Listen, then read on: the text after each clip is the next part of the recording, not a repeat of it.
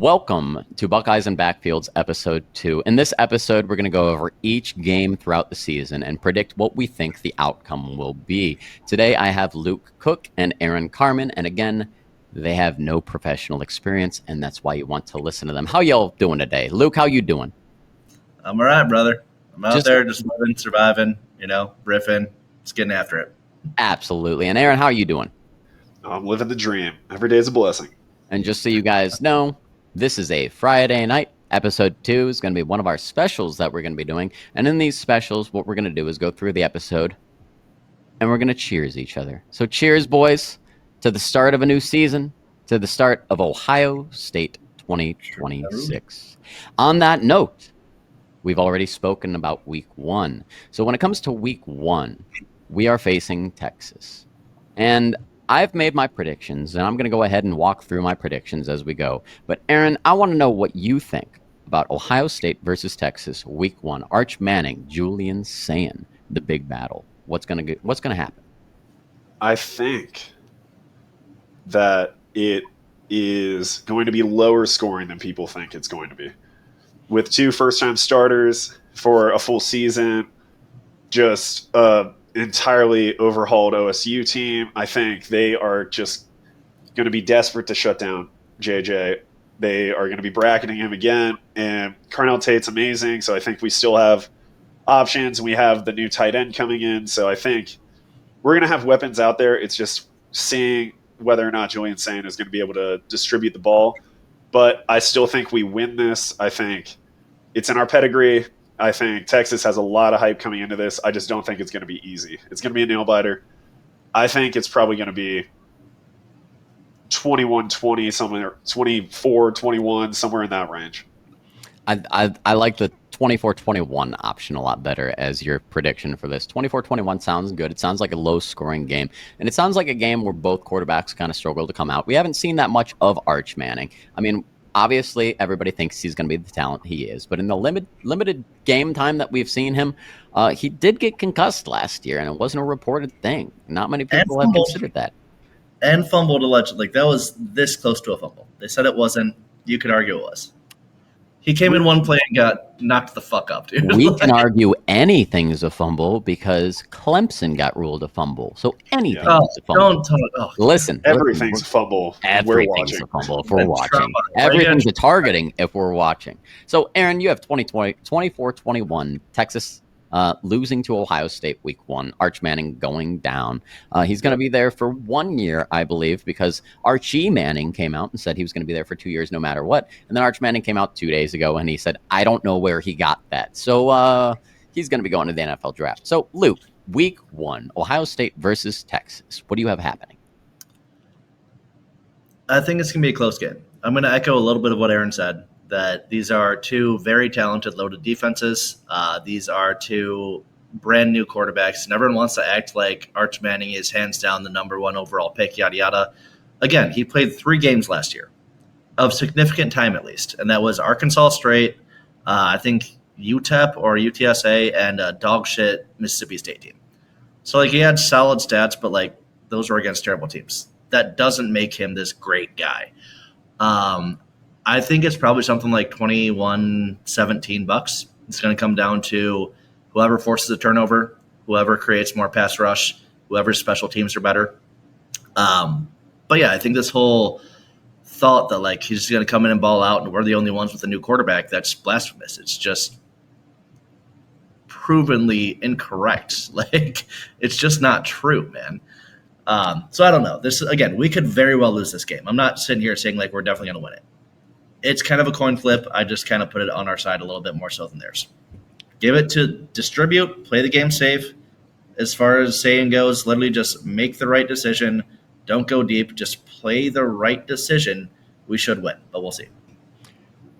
I like both of your predictions. I mean, I like 24-21. I like 21-17. I might like something else better. You guys are predicting a slow start for both quarterbacks. Here's the thing.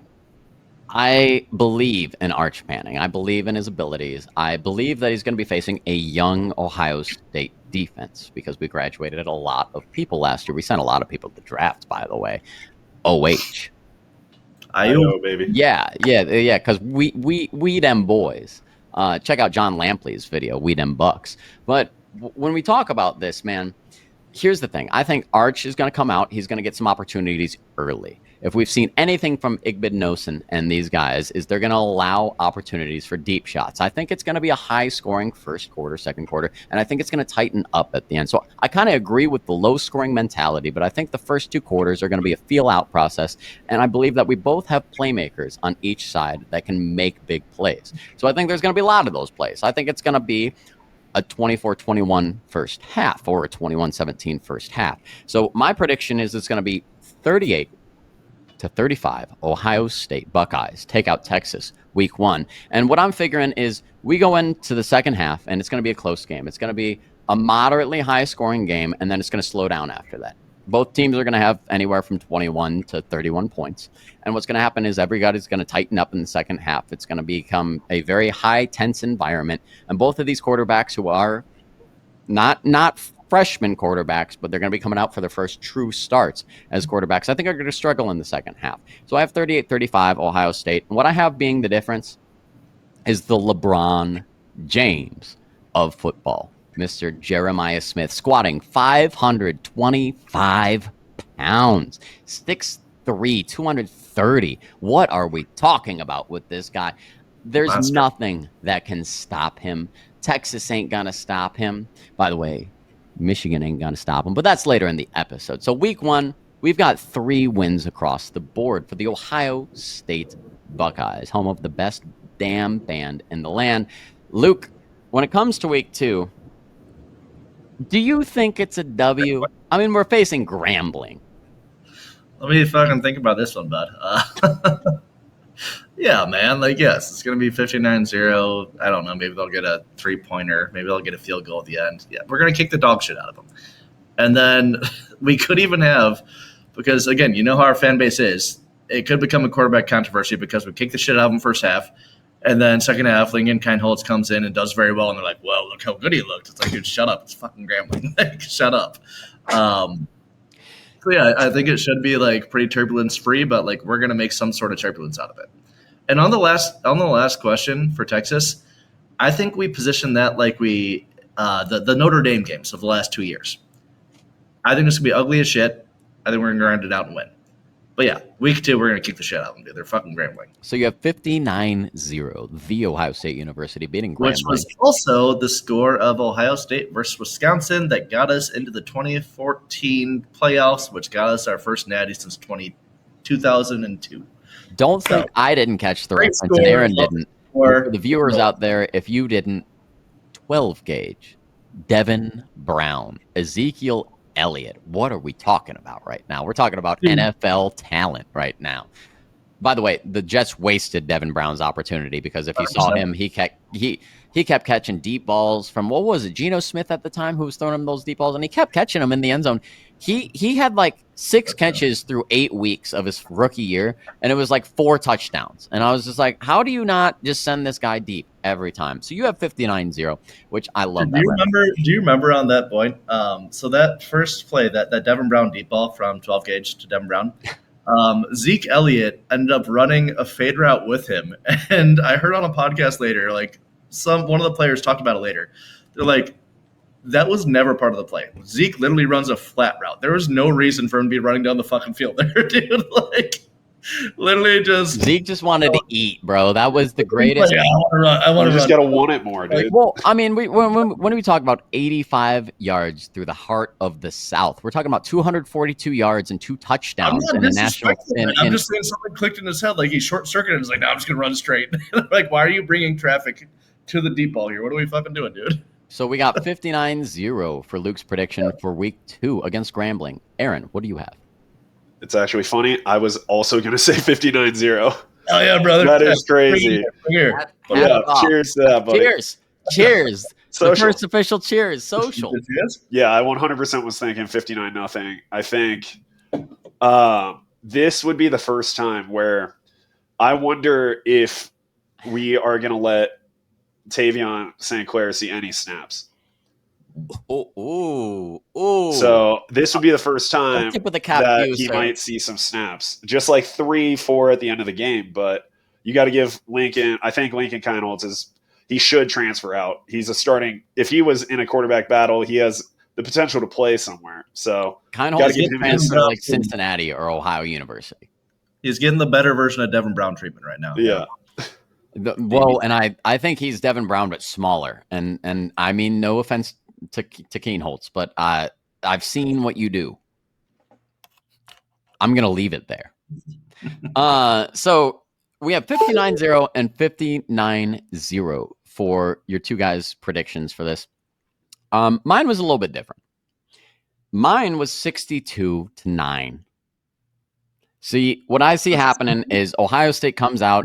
Yeah, 3 field goals. Fair enough. Sorry. Go on. No touchdowns. I see Ohio State coming out super hot. I see us going up 42, 49-0 at half with the ones in because we're coming off a win against Texas. So they're going to come in with a lot of swag. Jeremiah Smith's probably going to have like one of those 150-yard first halves, and then we're going to pull them.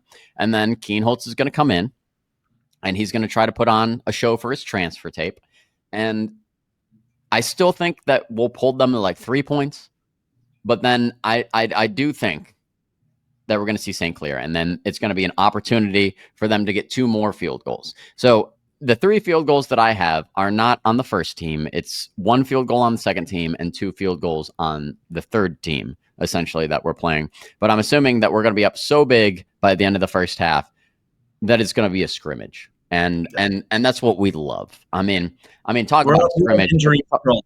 We're trying to make sure that nobody in our 2 deep is getting hurt, so we're just putting in the 3 deep. Yeah, absolutely. And especially, I see it one of those things. I don't think Caleb Downs or Jeremiah Smith plays a down after the end of the first half. There's no reason to in that game. And coming off Grambling, we head into week 3, the rematch of the mascot battle. Oh, boy, the mascot battle. You guys remember that when the Ohio Bobcat attacked Brutus Buckeye in Ohio Stadium. In fact, we didn't want to play them again. And it's 2026. I believe it's 2014 when that happened. So it's been 12 years since we've had this in-state rivalry kind of recontested. And I call it a rivalry because I went to Ohio State, graduated from Ohio State, but I also attended Ohio University. And I want to give them the props. They almost got Joe Burrow. I mean, they messed it up a lot, but they almost got Joe Burrow. That's the claim. That was really the coach there. Like, how do you not? Okay, anyways. Joe Burrow went to Courtside Pizza when I went to OU and bought everybody a beer while he was there. So it was a very interesting time. I thought he was going to go there. Yeah, cheers to Joe Burrow buying everybody a beer at Courtside Pizza on Court Street in Athens, Ohio. But week 3 is against Ohio. So, Aaron, I'm interested to see.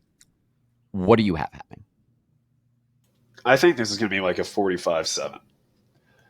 I think we dominate first half, but this isn't the same as Grambling. Like, it's Maction. They have some players that could be 2s, maybe get some starting time at other schools. So they have a chance of scoring. They have a chance of surprising us. I wouldn't even be surprised if coming off hard-fought win and then a cupcake game, their first drive they score. And then everyone's like, oh, now we got to buckle up. Hold up. Who are they, Notre Dame? We'll do what? Who are they, Notre Dame? Right. Well, I think that's the thing. They aren't. So if they score first, then we're like, all right, got to put you in your place. Let's remind you. But I think I'm worried that that's going to be the first game that we come into underestimating an opponent, and they have an older quarterback. They have playmakers. They're not Big Ten level, but they're still worthy of being taken serious. I can understand that. So you have 45-7. Yep. All right. So coming off the 45-7 prediction of the first drive score, which, by the way, would be a great bet to place if you can actually place bets on something like that, depending on what state you're in. We're not sponsored by anything yet, but we're open to it. Luke, what do you have happening for Ohio State? Dude. Yeah, I mean, I would echo somewhat of a similar sentiment. I'm also going to that game, by the way. One of my good buddies He went to OU, and his brother is currently at Ohio State. So, like, we're going to that game for sure. You got to remind yourself with this action that we all love on, what is it, Tuesday or Thursday nights whenever they play, where it's all just insane. It is football. the Thursday night action, baby. It's amazing, dude. Like, they pull out crazy shit, man. Like, there's going to be a triple reverse fake punt that might get him a touchdown at some point. Putting Like, in the third string quarterback as the punter because nobody recognizes who he is. Whereas, like, the nose guard, like the snapper, he does a fumble rooski. Like, they do fucking batshit crazy things, and I love them for it. They're going to do something weird and get a touchdown at some point. So maybe two. So I'd say like 14-62. I don't know. I don't know if even 62 makes sense as far as how like touchdowns and field goals make sense. I don't know if the math really tracks there. You just added a field goal to 59-0, but well, that's what you think I did in my mind. I just picked a number, dude. Like, it wasn't that deep. Is that a scoreigami? Forgot we did 62-14. Interesting. That's all I have to say about 62-14. I have a very simple score. I have 49-10. I think Aaron's right. I don't think you're right in the fact that they're gonna, not that right. I don't think they're going to score on the first drive, but I do think they will have one good drive where they put enough together that they get everything together and they score a touchdown. And I think they're going to have one other drive where they get into field goal range and they'll take it because they're Ohio University. So I predicted 49-10. I think it's going to be super simple for us. I think it's going to be 7 touchdowns out of the Ohio State University, and I think it's going to be a touchdown and a field goal out of the Ohio University. And I think it's going to be one of those things where our defense takes over. Versus OU, I'm predicting a pick 6 for Caleb Downs. That's what I'm doing for our game against Ohio University. And let me ask you, if it wasn't Caleb, who's your number 2? If it isn't Caleb, we have 2 things that could happen. We could have a deep ball that clears this guy's head or a pick 6 from Mr. Igbinosun.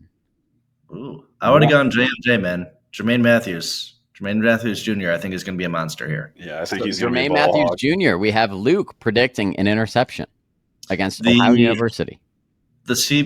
All of the defensive back coaches last year were saying, like, no, we see him as a starter. He is a monster. We just have like a lot of starters. Like, we have a lot of starting caliber here.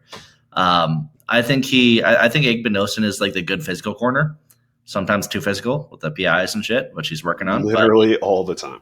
Yeah. No, they put like oven mitts on him during the playoff training last year. So like he couldn't grab people. So he had to have fucking oven mitts so he could learn how to not play with his hands so much. But I think Matthews is much more of the ball hawk there. I think that Igbinosun is more like the Richard Sherman, like just rough you up, yada, yada. I think Matthews, you're going to see this year, is much more the legitimate ball hawking, take it back to the house, yada, yada corner.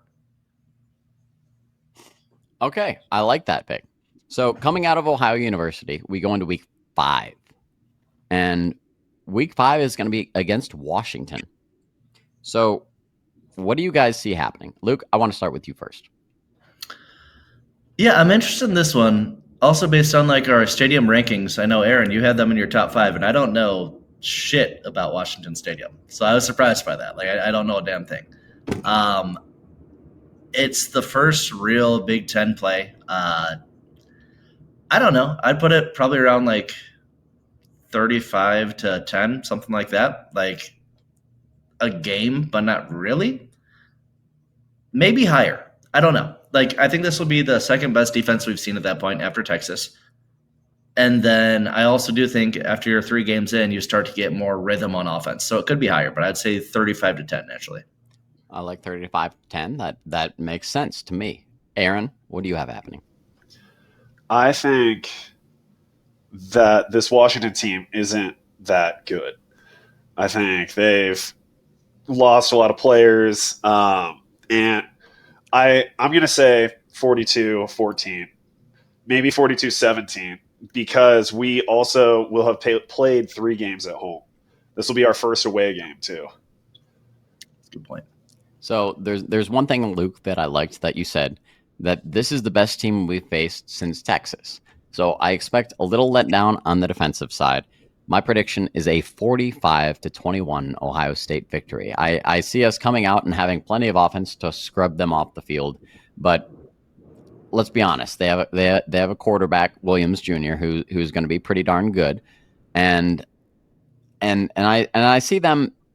I see them having the ability to kind of throw us off guard for the first half, but I don't think it lasts past the first half. I think they score 14 points in the first half. I think they score 7 points in the second half, and it ends up becoming a 45-21 game where we dominate the play, but they do enough. I mean, I had Ohio University scoring 10, so how can I not have Washington scoring 21? Yeah, it's one of those things. Is there Desmond Williams Jr. is going to have a good season. I don't think he's going to be Dante Moore. I don't think he's going to be Julian Sand, but I think he's going to have a fantastic season. He's super versatile, has the ability to run, escape the pocket, get on the move, and do play action. But this is going to be his first test against a defense who's a top 5 defense, and I don't see it going well. I mean, I see it going one of those things where CJ Stroud had his first experience against Minnesota. I see something like that happening where I believe Desmond Williams Jr. will build upon it, but I don't think it's going to be something that he breaks out on that game. And coming out of Washington, we go straight to week 6. And I just brought up CJ Stroud versus Minnesota. Luke, you were at that game. And the next game we have is week 6 against Minnesota. So, Luke, what do you have happening? First of all, for your last prediction with Washington, I don't know much about this quarterback. I don't think he's going to be Michael Penis Jr. I don't know if you guys saw that graphic where they classic. I too don't think he'll be Michael Penis Jr. I actually like that guy a lot. But anyways, Desmond Williams Jr. and his dog, just so you know. Oh yeah, nice burn. I set myself up for that. That's fair. I'm not even mad. That's fully fair. As far as Minnesota, I don't know, dude. PJ Fleck was a great coach at Western Michigan with Corey Davis and all those guys back in the day.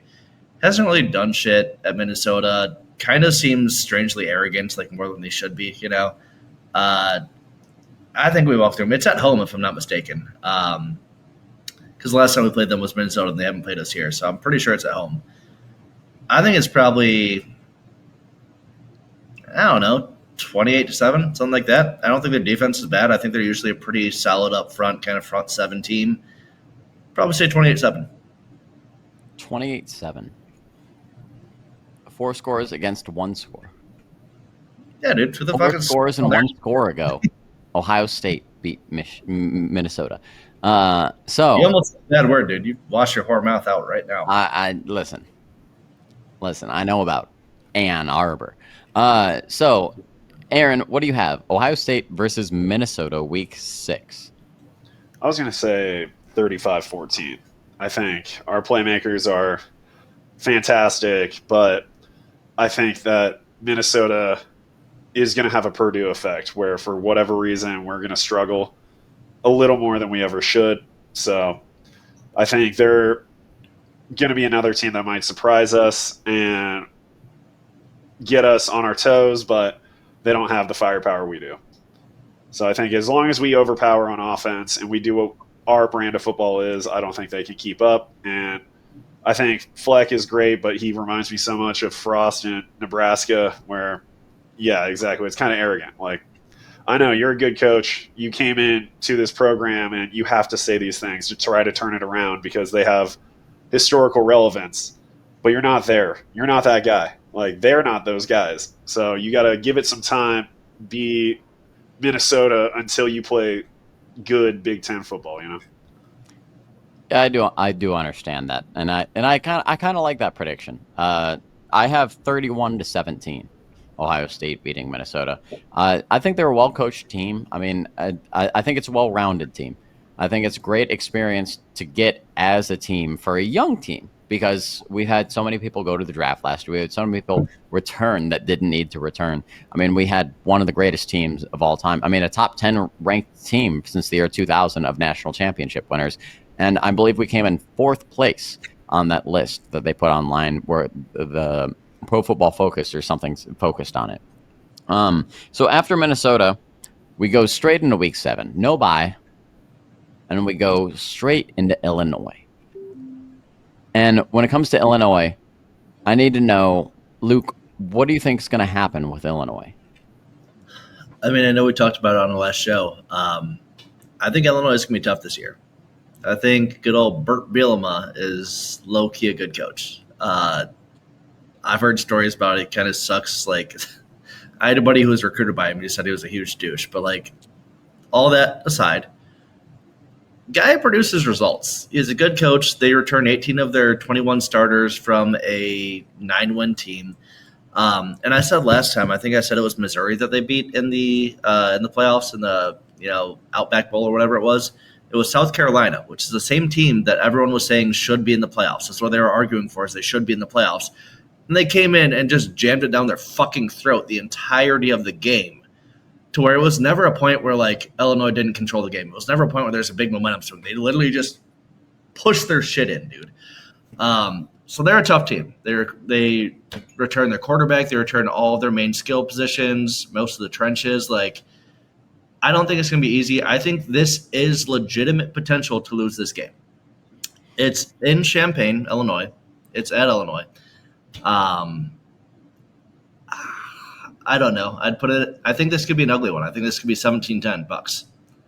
But 17-10. Holy. That's some real Big Ten football. Yes. Big like 10. That's almost a 9-6. Yes. But, like, I hope the Bucks don't just Illinois them and, like, just have this vision of what they are in their heads. Like, I think they're actually a good team this year. So we'll see. All right, Aaron, what do you have happening?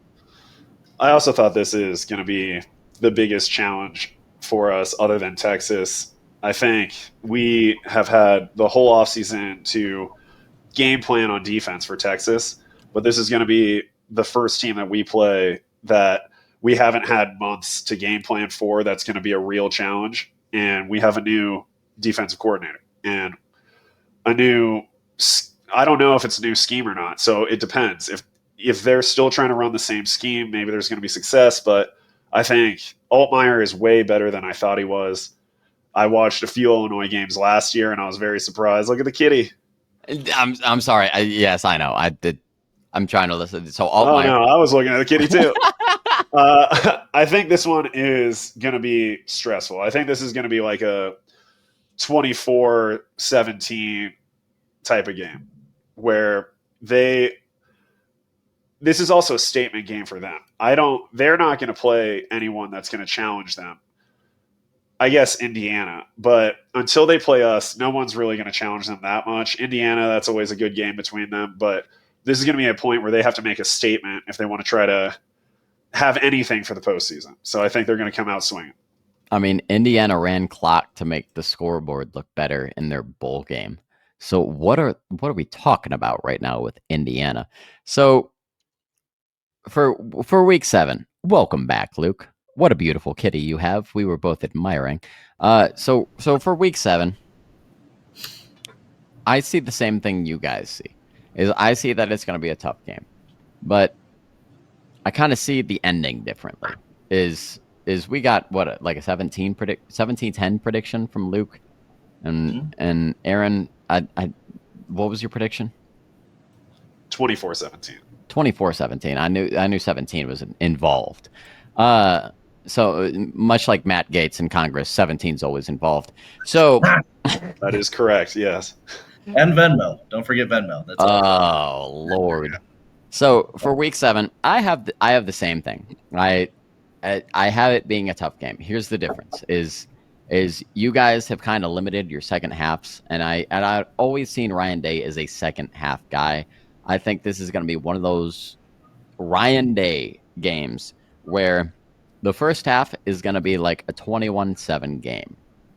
Or it could be like a 35-14 game. But what I have at the final is 45-24. Because I think that's a well-coached team. I think they're going to put up a fight. And what I had just brought up is that in their bowl game, they ran out clock so that the score would look better. So once we have 45 points up, I think they're going to do whatever 13-minute drive they need to put up some points at the end of the game. And I think it's going to be one of those when we play Penn State, how they score late and it doesn't really matter. But we get a closer scoreboard to report to ESPN and try to make the college football playoffs at the end of the year. So against Illinois, I have 45-24. And I have it being one of those games that, like I said, it could be a 28-7 first half or something like that. And then they just spend the whole second half saying, we're going to control clock. We know we're going to lose, but we're going to play our game. And it's going to be something that works for us.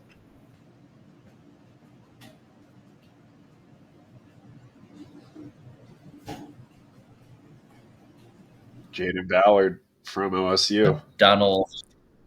Yeah. Oh, he's there. And Donald Driver. I see what you're saying. Yeah, I'm with you. Kyle. All right, after resetting for technical difficulties, we have week 8 coming up. Wisconsin, Luke Fickell. What are we going to be doing, Aaron? What's going to happen in this game? I think we are going to dominate this one. I think they have players there, Wisconsin. They're never that bad, but they have been pretty rough for a while now. And I think this is going to be a statement game, especially coming off the last game that we played against Illinois after a hard-fought one. I think we bounced back pretty well. So I think this is going to be one of those where we come out to make a statement, especially if we struggled with Illinois or even Minnesota. This is one where you can lay the wood. So I think this is probably going to be like a 49, maybe 10, 49, 4 or 13, somewhere around there. 49, they have players. I mean, their quarterback was at Maryland, I guess, last year. I don't know who this guy is, but 15 touchdowns and 9 interceptions. So I think what you were saying earlier, I think this is going to be a game where our ball hawks might be able to get one. All right. On the point of Luke, if our ball hawks get one, who gets one, Aaron? I think this is going to be a Caleb Downs. I think this is him coming across because it's all about that vision. If you're watching the cornerback and his coverage, you're not looking at the safety if you're not good enough. So I think this is going to be one of those where he's not playing at OSU for a reason. He's struggling at Wisconsin and Maryland. He's a good quarterback, but not great. So I think it's going to be Downs coming across. I like that call. And you know what that means, Luke? That means me and Aaron have both made a pick 6 prediction for Caleb Downs. And that would make you the odd man out, I believe, in that situation. So when it comes to Wisconsin, what are you predicting to happen? I mean, listen, I'm not saying Caleb Downs doesn't get a pick 6 this year. Like, we saw what he did punt returning against Indiana. It looked so fluent and smooth, like the guy with the ball in his hands. We talked about him being a third-string running back last year because he is just that good with the ball in his hands. I don't know. I'll say this. I do think he gets a pick 6 by all means at some point in the season. I can pick it here, sure, because I think that we're going to get ahead of Wisconsin, and I think that they're not a passing team, and they're going to start forcing shit down the field, which is not in their nature, you know? So, yeah, I'll pick Caleb Downs pick 6. But as far as scores here, if you look at Wisconsin's schedule, they go Wisconsin versus Bama, and then they have kind of an off week with Maryland, and then they have that team up north, and then they have Iowa, and then they have us. So they're going to be a little bit run down. By the way, after that, they play Oregon and then Washington, which is not ezy either, and then Indiana and then Illinois. So, like, Wisconsin has a terrible schedule, dude. It's a brutal schedule. Poor Fickle. We're kind of sandwiched in between it. I think we're going to kick the shit out of them. I don't understand why they just extended Luke Fickell this much, and I love Fick, don't get me wrong. But they just extended him to 2030 after not really succeeding or accomplishing much. And then they extended that to 2031, and it doesn't really compute. But yeah, I think we're gonna kick the shit out of them. They could be a sleeping giant. I'm not really seeing it this year. I would say 47 to 10, something like that. I like these predictions. You know, you guys know I made my schedule prediction a few weeks ago, and the reason I'm liking these so much is because I have Ohio State 56-10. I have it the same way you guys have it. But the difference is I've already made my Caleb Downs pick 6 prediction. So I need to make another one for this game, and I've already made it on my schedule prediction. It's going to be Jeremiah Smith goes for 200 plus yards against Wisconsin, and we might put Luke Fickell out of a job in this situation. But the benefit is that he gets paid guaranteed money until 2031, like Luke Brock. Bob, you know what? You go ahead, take that money, Luke. You go back to Cincinnati. You bring them up to prominence because I like Cincinnati a whole heck of a lot more than I give a shit about the University of Wisconsin. 59-0 is all I got to say about that, baby. So, coming off Wisconsin, you know what happens after Wisconsin, boys? I brought it up. I brought this up. Penn It's State? very important. It's very important to Penn State. It's a bye week.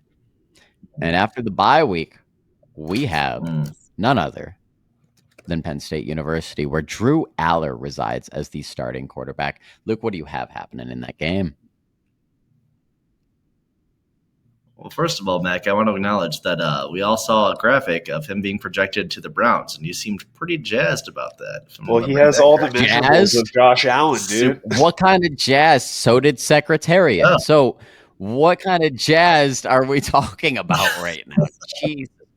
I was not you just seem jazzed about it. I want Shadur Sanders to be our quarterback, or for us to just move to Baltimore. You know, that's the thing. That I think that's the best thing that could happen to the Browns. If they just move to Baltimore and create a second Baltimore team, that might be better because they'd probably win the Super Bowl year 2.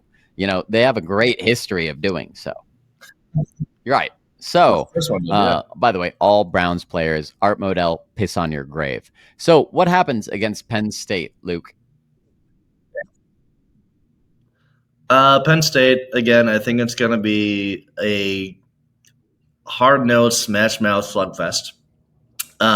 We talked about this earlier where, like, it's not a game with Penn State. It is, in my opinion. They always keep it just a little bit uncomfortably close. Like, we always have a 10-point lead at all times, but, like, there are times when we have bad field position, our own 1-yard line, and the game could flip like that. Like, it's never truly comfortable with them, but we're always winning.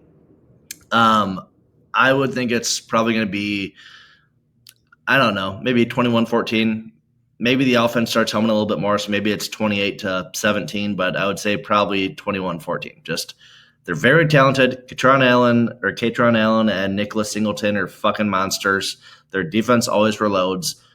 I just think Aller sucks and throws slants to 2 defenders and fucking cross routes into the ground. So I just don't see it happening for them. They could. I'm not saying it's no chance they can beat us. I'll just fucking believe it when I see it. You know, the last time they did was on a kick block return, which is just stupid Halloween hocus pocus. They talk shit, about man. that so much. I mean, like what about the other 25 years in this 26-year run? Like this is the last time they beat us in 10 years. I don't remember the time before that. You know what I mean? But like, no, you're our main rival. It's like, no, you're not even little brother, dude. You're like the annoying fucking your cousin. Like, Ohio State loses on the blocked field goal attempt. Denzel Ward. Fuck you, Penn State. Who the fuck do you think you are? Fuck you, Drew Aller. Fuck you, Nicholas Singleton. This is going to be an easy dub. And I'll tell you why in a minute. But Aaron, go ahead. What's going to happen? Ohio State versus Penn State. Secretariat versus Julian Sayin. I was actually going to say the opposite. I was going to say the same. They play us so well. I think Franklin is a great coach, I think he's a good coach, not a great coach. He is exactly what their program and their players need, but there's a reason he's not at OSU.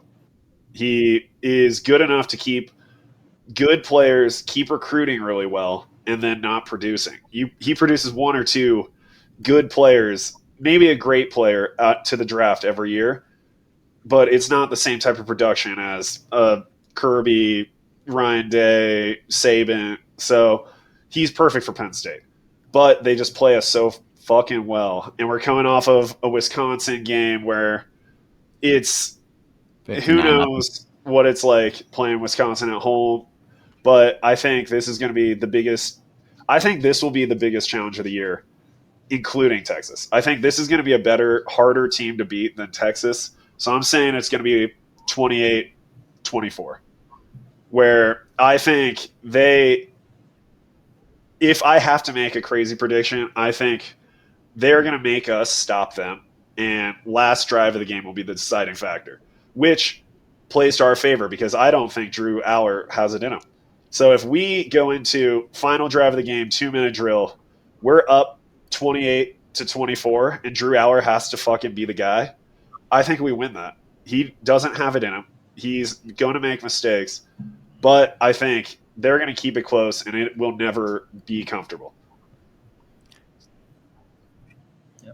And Aaron, to your point, man, if they control the game with the run game, think of where our defense's main, I don't want to say weakness, but at least uncertainties are, is our depth at defensive tackle. We know we have Caden McDonald. We know he's very good. Outside of that, we don't know who's going to step up. We don't know if it's going to be a Jason Moore. We don't know who it's going to be. So, like, if they can run the rock down the middle, that can wear us out. So, like, yes, if they are controlling the game the entirety of the time, and they can by all means win the shit with their two first and second round draft pick running backs, right?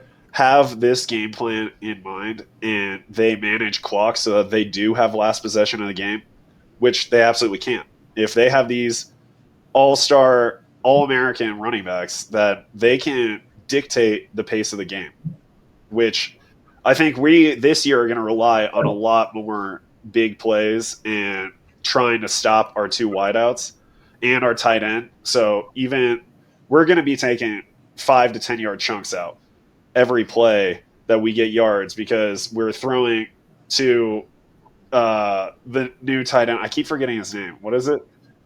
Claire. So we're throwing to Claire underneath because they are so worried about JJ getting outside of him. So we're going to be taking big chunks, but it's going to be stopping the clock more.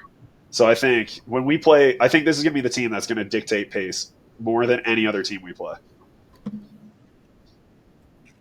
Yeah, this is like Notre Dame incarnate. You know what I mean? Like, it's the same shit where, like, if you let them control the game, it can get dicey. But if we hit a few deep shots, Luke, I like what you said. I like what you said. I love Penn State is Notre Dame. What an astute call. What a fantastic call. What a fantabulous call. And you know what a pure world of imagination that is. And the reason I call it that is because they are fucking Notre Dame. And who the fuck is Notre Dame? Fuck Penn State, bro. This is not gonna be a close game. Fuck those pieces of shit. Are you fucking kidding me? Sandusky. Oh, I'm sorry, ass motherfuckers. I don't give a shit about Penn State. Listen, the score is going to be closer than you think. What I say from that, we're going to beat the living fuck out of these bitch-ass boys from Pennsylvania. They have nothing to do in the Big Ten. Drew Aller is a joke. Drew Aller is an escape artist. Drew Aller has no idea what the hell he's doing against a good offense. A good defense like Ohio State. Watch him face any good defense. And what does he do? He throws mesh routes into the ground at the line of scrimmage. Like, what are we talking about? No, Nicholas Singleton, I think he has an opportunity to put up some good yards against us. Luke, you were great having points against our good defensive tackles. I have 2 words to say about you talking about our defensive tackles. The first is Larry, and the second is Johnson. And Mr. Larry Johnson, he's a god. He knows how to define these guys and make Mike Hall a guy who Edric Houston, look that boy up. He's fucking dirty. What I'm saying is by Joker week, and by Joker week, I mean James Franklin. Who the hell do you think you are? Drew Aller, are you kidding me? What a garbage piece of specimen that you have. Talking about getting drafted by the Browns. Get away from my team. Let Shadur Sanders take over the team. So I have 34-24 Penn State. And I have 34-24 Ohio State beating Penn State. I should revise that statement. But the reason I have Penn State scoring 24 is what's going to happen is we're going to go up. It's going to be a 28-7 game at the end of the third quarter. And then what's James Franklin going to do? He's going to do the Notre Dame. He's going to throw up a few touchdowns at the end of the game. And then people are going to be like, oh, it was only a 1.5 score game like the national championship against Notre Dame. And we all watched that game. And who was Notre Dame? Our bitch. So When it comes to Penn State versus Ohio State, I have Ohio State winning 34-24, and I have it being a 34-3 matchup that ends up a 34-24 game. Now, coming off of Penn State, it makes it super interesting because we go straight to the antithesis of Penn State, a team that shouldn't be anything, but for some reason always is, because Penn State always should be something, and they're not. But Purdue, they should not be something, and they always end up being something. So what do you guys have happening? Purdue and Ohio State, and they're going to do the wave. Luke, go ahead. I still have not been able to wipe clean my mind of fucking Rondell Moore, number 4, true freshman, just running all over goddamn And Greg JT throwing Schiano's pick defense. sixes That like was- it was his job. Dude, I thought I'd be able to trauma block that. I just haven't been able to. It was absolutely traumatizing. I actually almost fucking punched one of my friends for that because he was being a dick That's about good. it. You should have. You should have. Fuck that guy. Buckeyes and backfield, motherfucker. No, you tried to make like you tried to hit me. I'm like, no, I told you I was gonna fucking hit you, and I decided not to. You got scared. Don't fucking misinterpret what happened. But yeah, no, fuck Purdue. We're gonna kick the shit out of them. Like that was a Urban Meyer thing, and I love Herbs, but like I've heard from several interviews from several former players where it was like it was so intense some weeks that like naturally there was a letdown, and it doesn't seem like that's how it is with Ryan Day. Like who was the shitty team that Ryan Day's ever lost to other than 8-5, that team up north last year? And that's just like a mental fucking thing he has at this point. But he doesn't drop random games. Herbs did to Purdue. He did to Iowa the year before when they were like 7-5. Like, yeah, we don't drop random shit games with Day, dude. He doesn't. He keeps the boys up, keeps them more level, yada yada. So we're gonna kick the fucking piss out of them. 63-7. I fucking love that. Do you think they're gonna score a touchdown though? I don't know if I love. Third string kind of Okay, thing. so Like, their Penn State was shittier, is what you're saying. On my reference to Penn State's gonna make it look like a close game. That's even mean to Penn State. I don't say that lightly. I'm calling Purdue a wannabe Penn State or Notre Dame. I can't name a single player on Purdue, dude. I don't know who the fuck they have. They're nothing. They're worse than Mech. I think that Ohio would beat Purdue. Purdue sucks. They do have cool colors and jerseys, but everything else. Yeah, and I loved when we faced off on Holy Buckeye and we had the same goddamn colors on both jerseys. Jesus Christ, NCAA. Yeah. Will you get your shit together? Yeah. So light gold. Those could have been cool jerseys too.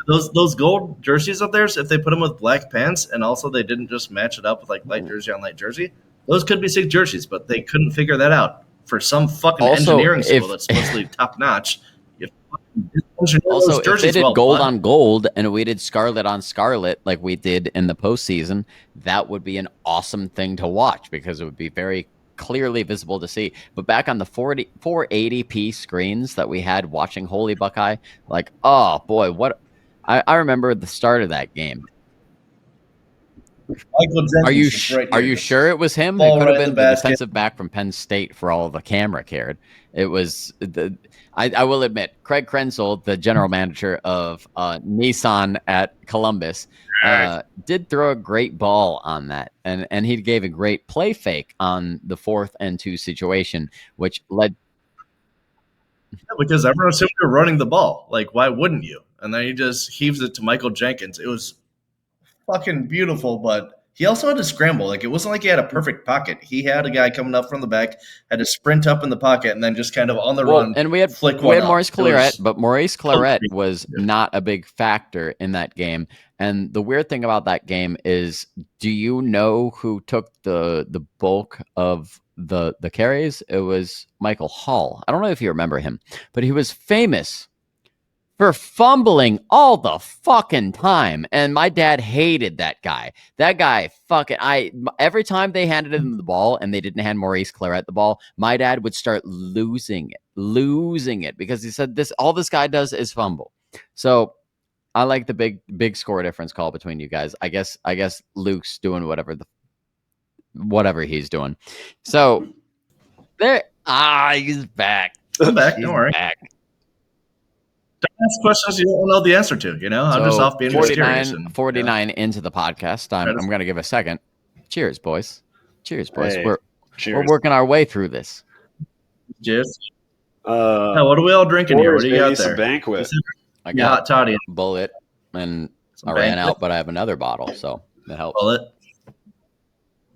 So I'm surely the least classy. I have Truly Unrulies. I was going to get some Busch Lattes to support the farmers, but I've done that a lot lately, and I followed you too got to many get rules. the Truly, so I'm here to the be unruly juiced now, ones, so. the red ones. Those ones taste like they don't taste like an alcoholic beverage. You can drink 27 of them, and you will be in the best zone, and you have no idea you drink alcohol. I promise you, those ones are great. Dude, it's dangerous though. I had a buddy that did that with is it Cutwaters? The ones that are like 16% or some shit that are crazy.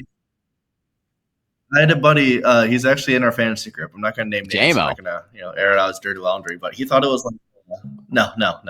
It wasn't him. It's the first overall pick. Not to name names. But anyways, he thought it was like a White Claw. So he had like 4 in an hour. And the boy went straight like in fucking Wolf on Wall Street where he has the lemons, the ludes, right?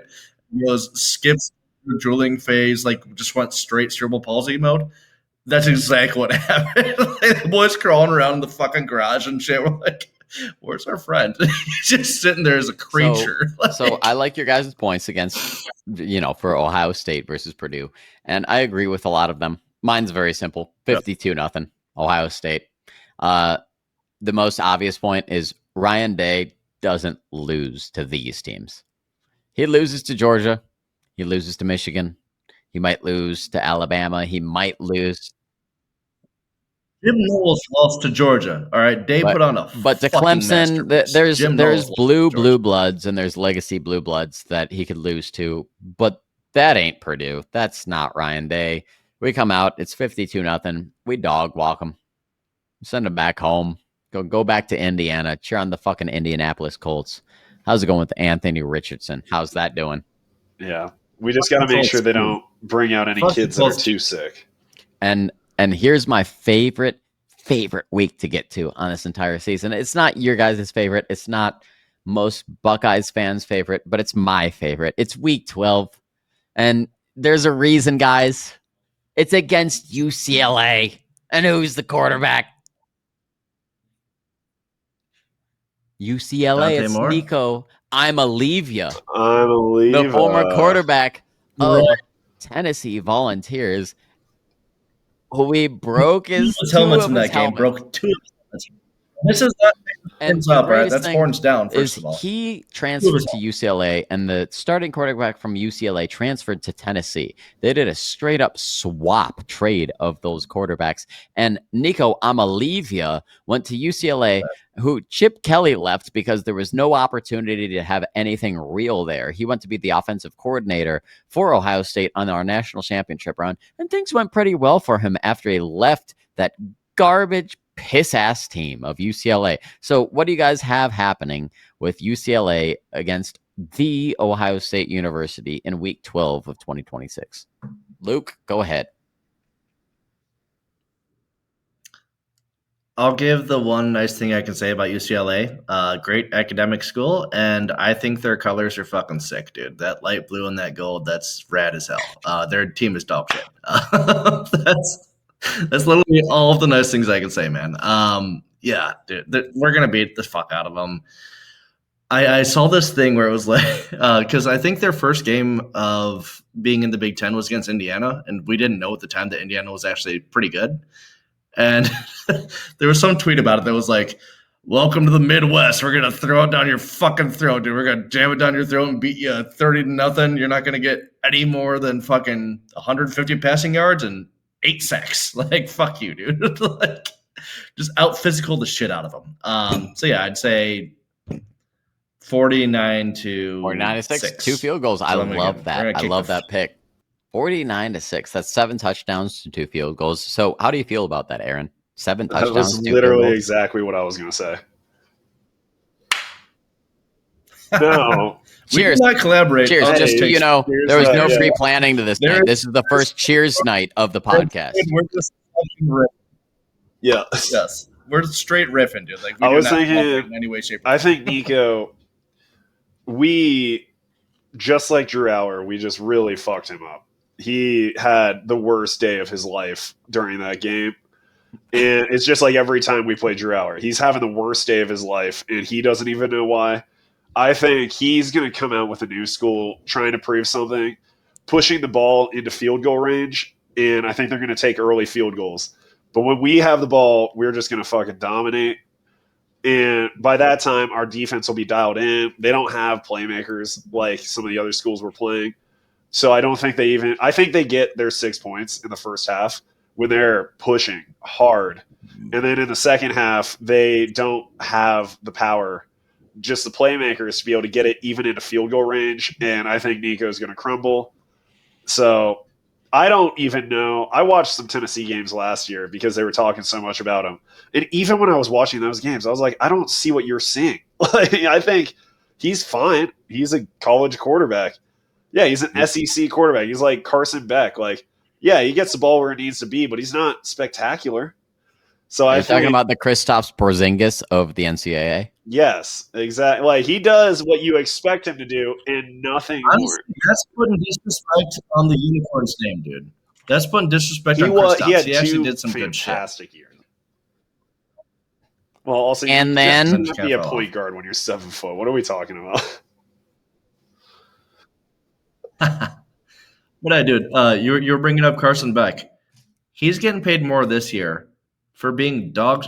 Okay, I'm not gonna say dog shit, but like wildly pedestrian at Georgia, to where the Georgia fans are like, "Oh, it's not a big loss that we don't have him anymore." But then also that's what they attributed their playoff loss to Notre Dame for. It's like, "Oh, we didn't have Carson Beck. He's always been shitty."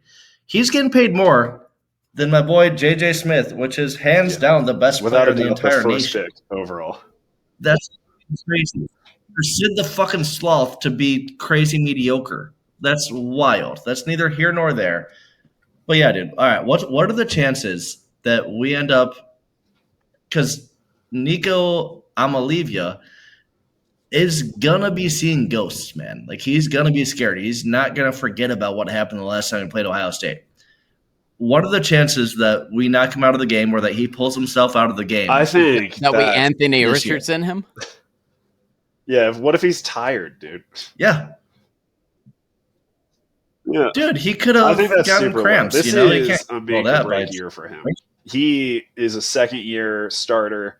He has to do. I think we're gonna break him, but I think he is gonna need to be out there trying to do something. I also think this is another. I think there's a 40% chance that we kick his ass out of the game, dude. And I don't think he's actually injured. I think he's like, I don't want to. I think this is a good chance for anymore. us This to sucks. get crazy predictions. 3 turnovers. I think this is where our defense is, after playing really tough Penn State, I think this is when our defense is locked in. And this is a quarterback that we know is turnover adjacent. So I think this is a chance for us to get 3 turnovers. Like, he's good. He's just not that good. He's good for like a Tennessee quarterback. You know what I mean? What's your final, Aaron? I thought I said it earlier. I forget. Probably should have wrote these down, huh? Hey, cheers, boys! social, baby. It was the same as Luke, wasn't it? What did Luke say? Something 6. 42 6. Yeah, I think that's like this 47. Is the advantageous episode of the first We're cheers. It doesn't matter. I'm like 5 or 6 Coors Banquets. Hey, shoot us a sponsor. 5 or 6 Coors Banquets in, and who even cares anymore? Go Bucks, baby. You know what I mean? All right. So I'll make it easy for y'all. You can just agree with what I say. Uh-huh. Because I got 56-10, boys. All right. Sure. 56-10. Very simple. Very simple. It's going to be the right amount of touchdowns. 8. You know why? What was Nico's number at Tennessee? I don't care. Wasn't it 8? So I see.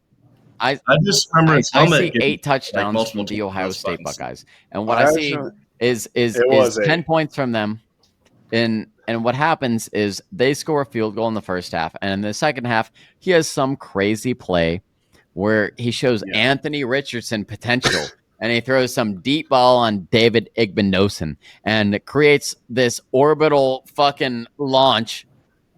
Davis. Also, David he's Igbenogany. going to throw the deep ball, but Iggy is going to PI the fuck out. The most obvious PI you've ever seen at the goal line on the receiver. No, he's going to rip the guy's jersey off. We're going to be playing the best defense, and Iggy's going to be tackling someone in open field without the ball anywhere near. Yeah. People forget that the Texas goal line stop that we had, which was iconic, where Captain Jack stripped him at the end of it, yada yada. They got down there because Davison Igbinosun was literally just fucking mauling people over and over again until they got to the fucking 1 yard line, dude. I've never been so mad. No, my girlfriend was watching me pace in front of the TV, and I was like, "What? Why is he still in the game? He has 5 PIs." Oh, that I was doing the same shit. I love it. I personally love it. Like, no, dude, we're just gonna assault you. Like, he's got some Damon Arnett in him, and I hope he doesn't like get in the pros and show a bunch of guns on Instagram or whatever fucking Arnett did. So I had 56-10. I love it. I had 56-10. And I have one crazy play happening where Olivia scores a big touchdown, and it looks super impressive. And experts from the Jets decide that he's the next thing coming up. But you know that you're just as susceptible that as a Browns fan. Like, that you're I'm borderline Browns fan at this point.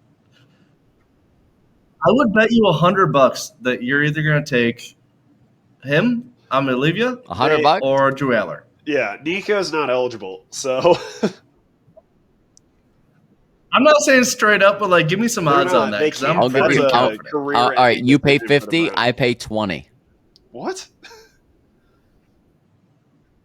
I mean, that's odd. No. That was not possible. No, absolutely not. Yeah, no. Like plus 200 odds. I would put $100 that he's going to end up on the Jets. It's a completely fucking different bet than we were talking about. We were talking about the odds of him going to the. We were talking about odds of 2 people going to the Browns, and I said it was a 5-2 odds. So like, yeah, you're right. Okay, I would put $100 on the fact that literally either Drew Aller or Nico Olivia is going to go to the Browns at a much higher rate than they should. Against? What are you giving me? 10-1, 10-2, 10-3? I mean, I said plus 200. Plus 200. So that's what it is. You bet 100, I bet 50. No, I bet it. Yeah. Okay. Essentially, yes. Or I bet 100 and I get back 200. No. He's betting $100. I'm betting $50. He's betting. No, I didn't say let's move on. Hang on. Oh, hey! If the Browns take another rookie quarterback next year, it is going to be career suicide, even for the Browns. Like, they don't give a fuck. No, they're going to give Andrew Berry like another 6 years. There's a learning curve. You know what? He has some real potential. This is. It's just really fucking the most exquisite exit from a bet that you knew you were going to lose in my entire life. That's never happened. I don't know that. I know that the odds backed against me, but like, I swear to God, we're going to circle back here. They took 2 quarterbacks this year. Shit, he should have got that. Wait, Dylan Gabriel is a quarterback? He's listed as a quarterback. He's not a quarterback. Already fucking feuding. So I had 56-10, and the notes I had on this game, by the way, were in honor of Aaron. It was nightmare. That's what I had for Nico Olivia playing against Ohio State's defense again. And then week 13, this is an interesting matchup for me. It's against Rutgers. What do you guys think? Luke, go ahead. Good old Greg Schiano, the architect of our worst defense of all fucking time, and also a guy who ran over somebody and then just kind of like cruised out. It was chill for whatever reason. So that's fucking sick. I'll give Rutgers their credit in the sense that they've been slightly better than they used to be lately. they're also the birthplace of college football. They were the first college football program of anybody in the entire nation. They also got the Big Ten into the New York market for TV and shit, so they made us a bunch of money, which I appreciate. Their team fucking sucks. So, again, I don't know. Let's say 35 to 35 to 7 for Greg Schian. Don't. All right. So, what about you, Aaron? He was responsible for fucking Rondell Moore running How's all Purdue? goddamn Rutgers. over us. Just Yeah. he was the defensive coordinator for us when that happened. I'm not just saying random things, man. These all connect in a weird. I think Sounds pretty way. Alabaman of you, but go ahead, Aaron. I think this one. They don't know the word. I think this one okay? is really going to depend on what our individual stats look like. Both of you are off screen. No, that's great. Don't tell me where so bad, but I think this one is really going to depend on how JJ's stats and Julian Saint's stats are looking. Because Ryan Day is not Urban Meyer. Urban Meyer is running it to 77-0. He just is piling it on. Ryan Day at 49-0, we have fifth string walk-ons on. Like, he does not run the score up at all. And on one hand, I kind of respect it. On the other hand, that's why no OSU players win in Heisman's, because Alabama is fucking up Alabama Southern, fucking 500 yards for AJ McCarron. Hey, but did you see the news that changes? The SEC starting in 2027 requires 9 games of SEC play, and they require your non-conference games to be against a certain level of opponent. So Alabama can't be decent team. Yeah. So Alabama can't be playing but still. the Columbus School for the Blind as they normally do for week 1. So it's going to be interesting to see what happens with them. They also have been doing that shit in week 8. Like, before their big rival game, they're playing fucking Georgia Southern, or they're playing Alabama Methodist. Just some bullshit. dog shit. Yeah, Alabama Mormon. That, like, we're not fully 5 sure white exists. guys playing every position.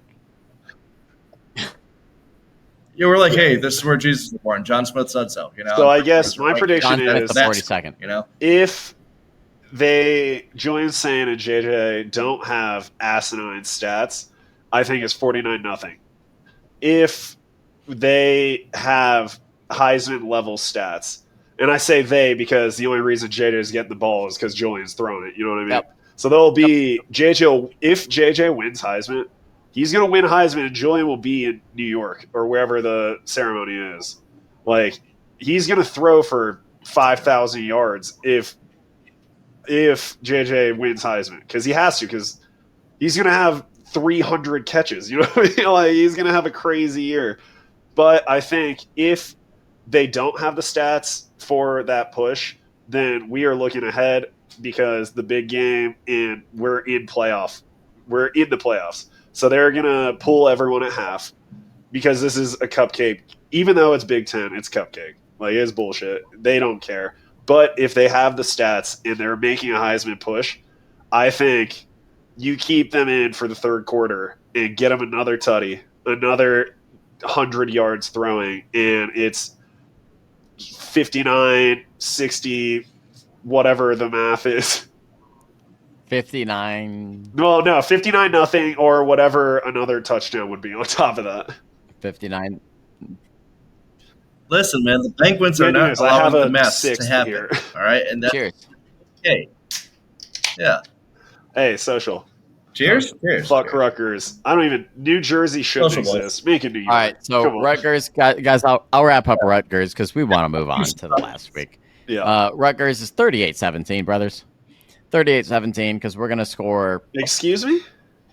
38-17 because we're going to score 28-31 in the first half, and then we're going to pull everybody.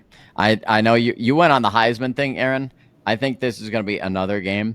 This is going to be the last game where we send our red shirts in, and we give St. Clair an opportunity to show what he can do with the offense against a legitimate defense, so that he has actually an opportunity so that he can go in the next year as a redshirt. And I think you're right about us taking over this game. My opinion, though, is that Ryan Day's never cared about Heismans. He should have a bunch of Heismans, and he keeps not failing to rack them up. And I think he just squanders this one again. And in this game, he could have Julian Sand and Jeremiah Smith put up 400 yards, and he should. And I foresee him taking them out of the game to save them for Michigan and what becomes the playoffs. So I agree with the way you guys said the game happens. And I just think Ryan Day pulls everybody early, and he allows this to be the opportunity for the second, third strings red shirts to get their last opportunity as their second game on the field. But isn't that though? No, go ahead. I'm not trying to interject, Mac. My bad. But we're talking about Heisman's, this, that, the other, and how like we are notorious for not kind of stat pumping this, that, the other. We're still the second highest Heisman total school of all time. And if you're not going to count Reggie Bush's Heisman, then we're tied with first. But you should count Reggie Bush's Heisman. Okay. Because everyone on earth saw how dominant he was. He was one of the, listen, but let me walk it down. Let me walk it down. Yeah, saying, but like, we that's the could have thing. had Ryan more, Day just not doesn't do it. Justin Right. Fields should have had a Heisman, and we were pulling him at half, while Tua was playing fucking all year. But Justin Fields, Yes. That's what I'm getting at. Like, we Justin could have had Fields is more, the but we most don't really obvious care. We're trying to argument. get fucking. Justin Fields. How about Dwayne Haskins? Yeah. Yes, Dwayne- brother. Yes. Everyone always talks about, including, again, my brother and my dad always said, oh, we made a terrible mistake not starting Joe Burrow. Was Joe garbage. Burrow's first year at LSU was wildly pedestrian. And I love Joe Burrow, but it was wildly pedestrian. There was a recent interview with Coach O. Orgeron. Coach O. I'm pronouncing that right. Crawfish. You're from the north. We beat him. Fuck him. Oh, Tiger. But he literally said, he was like, thank God we had him for 2 years because he wasn't ready first year. And we all knew that. And he broke his thumb at the end of the training camp where he was competing with Haskins. And Haskins came in and threw 5,000 yards and 50 touchdowns, broke every Big Ten record there ever was, which was set by Drew Brees. Guy was a fucking dog for us. And everyone's going to sit there and be like, you're idiots for not starting Burrow. Fuck you, dude. You don't know ball. Like, you're just looking at it on how it played out. That's not real. Haskins was fucking unreal for us, dude. He was, by all means, a Heisman candidate. I think that was, who won it that year? Yeah, I don't remember. Some other dude just had an unreal year, but he had, Luke, I did not know you at this time. 18? This was the first year I worked for Ohio State Athletics. I was a staff photographer on the athletics department, and our quarterback was JT Barrett. His two backups were Dwayne Haskins and Joe Burrow. I was there in the torrential downpour game against Illinois, in which Dwayne Haskins came in and showed off. And in our group chats on text or Instagram or whatever the fuck we were doing at that point, Aaron was in those group chats when I said I was on the sidelines with two guys. And I looked at them and I said, what the fuck are these human beings? And the two guys that I was talking about that weren't starting at the time that I thought should be starting were Dwayne Haskins and Chase Young. Those were the two people I stood next to on the sidelines as a photographer, and I said, what the fuck are these human beings? Because Dwayne Haskins was giant, and he flicked the ball, and it went 85 yards in the air. You guys should have seen him in practice. I mean, he was spiral, just fucking beautiful. Incredible. Like, yeah. Rest in peace, Dwayne Haskins. And Chase Young was the other guy that I was on. Another one. R.I.P. Cheers, boys. R.I.P. to our boy. Young Simba. It was one of those situations where I saw those two guys and I said, something's different about these guys. And We're getting derailed a little, but I respect Herb so much for that decision because JT was the heart and soul of that team. He wasn't the best. He might have been the third best quarterback in the Big Ten during that season. He was. He was the best quarterback in his own fucking room. The decision to let him lead that team is why we won. Fuck that. That's why we got shit pushed in by Clemson. is because they understood they could just I load don't the think box. we get We to had nobody that Clemson could without throw past 30 JT. fucking. We don't get to Clemson without JT because I was like- in the end zone for the fucking Yeah, Penn State game when we were down 17 points in the second half, and he threw 3 straight touchdowns. Marcus Ball, Dude, he Marcus Ball wasn't came in. great. He had That a was noodle arm. He could throw it 40 yards at best, but decision making was great. And whenever something wasn't working, he would just lower the shoulder and get 6 yards. And every time I'm like, you're only 6 foot, dude. You're not that big. You're not So that here's the fast. thing. Here's the I love the heart. I love the heart, but Haskins, I think as well JT as is Burrow, my favorite, could have done that. one as of well. my favorite Buckeyes of all Listen, time first- because he wasn't supposed to win like that. Yeah, I saw that. He wasn't supposed to win like that. He has none of the metrics. Here's but the thing, he Luke. just wanted it so fucking bad. Here's the thing, Luke. You know what Aaron just said? He wanted it so fucking bad. And I got one phrase for you. 4th and 1. That is the reason JT Barrett is so respected in the city of Columbus, Ohio, because 4th and 1, what does he do? He makes it. And you know who he did that against? We might not- You know who he did that against? Really? That fucking team, that piece of shit team, that garbage team, that cheating team, that Connor Stallions team, that fucking Harbaugh team. Are you fucking kidding me with these garbage pieces What a of shit segue, from too. Ann Arbor? What are we talking about? What a Fuck the segue. Michigan Where are we at in the Wolverines. season? What are we talking about? What are we talking about? We're talking about week 14, the game. The Ohio State University against the whores from Ann Arbor, the fucking Michigan Wolverines. What the fuck do you have happening against these assholes and these pieces of shit, Aaron? I think that this, actually, I think that there are 2 options here, but I do not see us losing.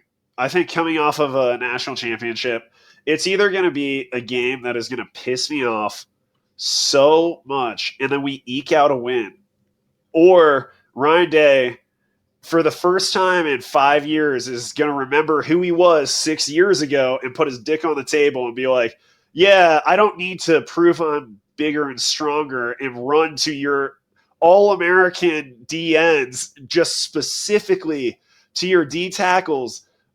I don't need to play into your strengths. I'm just going to use my Heisman candidate wide receiver and my other wide receiver that's going to go first round. Like, if we play our game instead of Ryan Day's fucked up mental game, we are going to run it. It's Michigan. It's still going to be close. I think this is like a 21-35 type of game where if we come out and play the game we're supposed to, we're going to be scoring.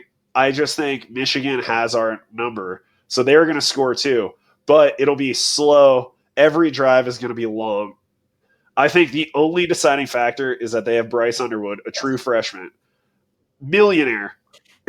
Millionaire. Let me put that clearly. Millionaire true freshman.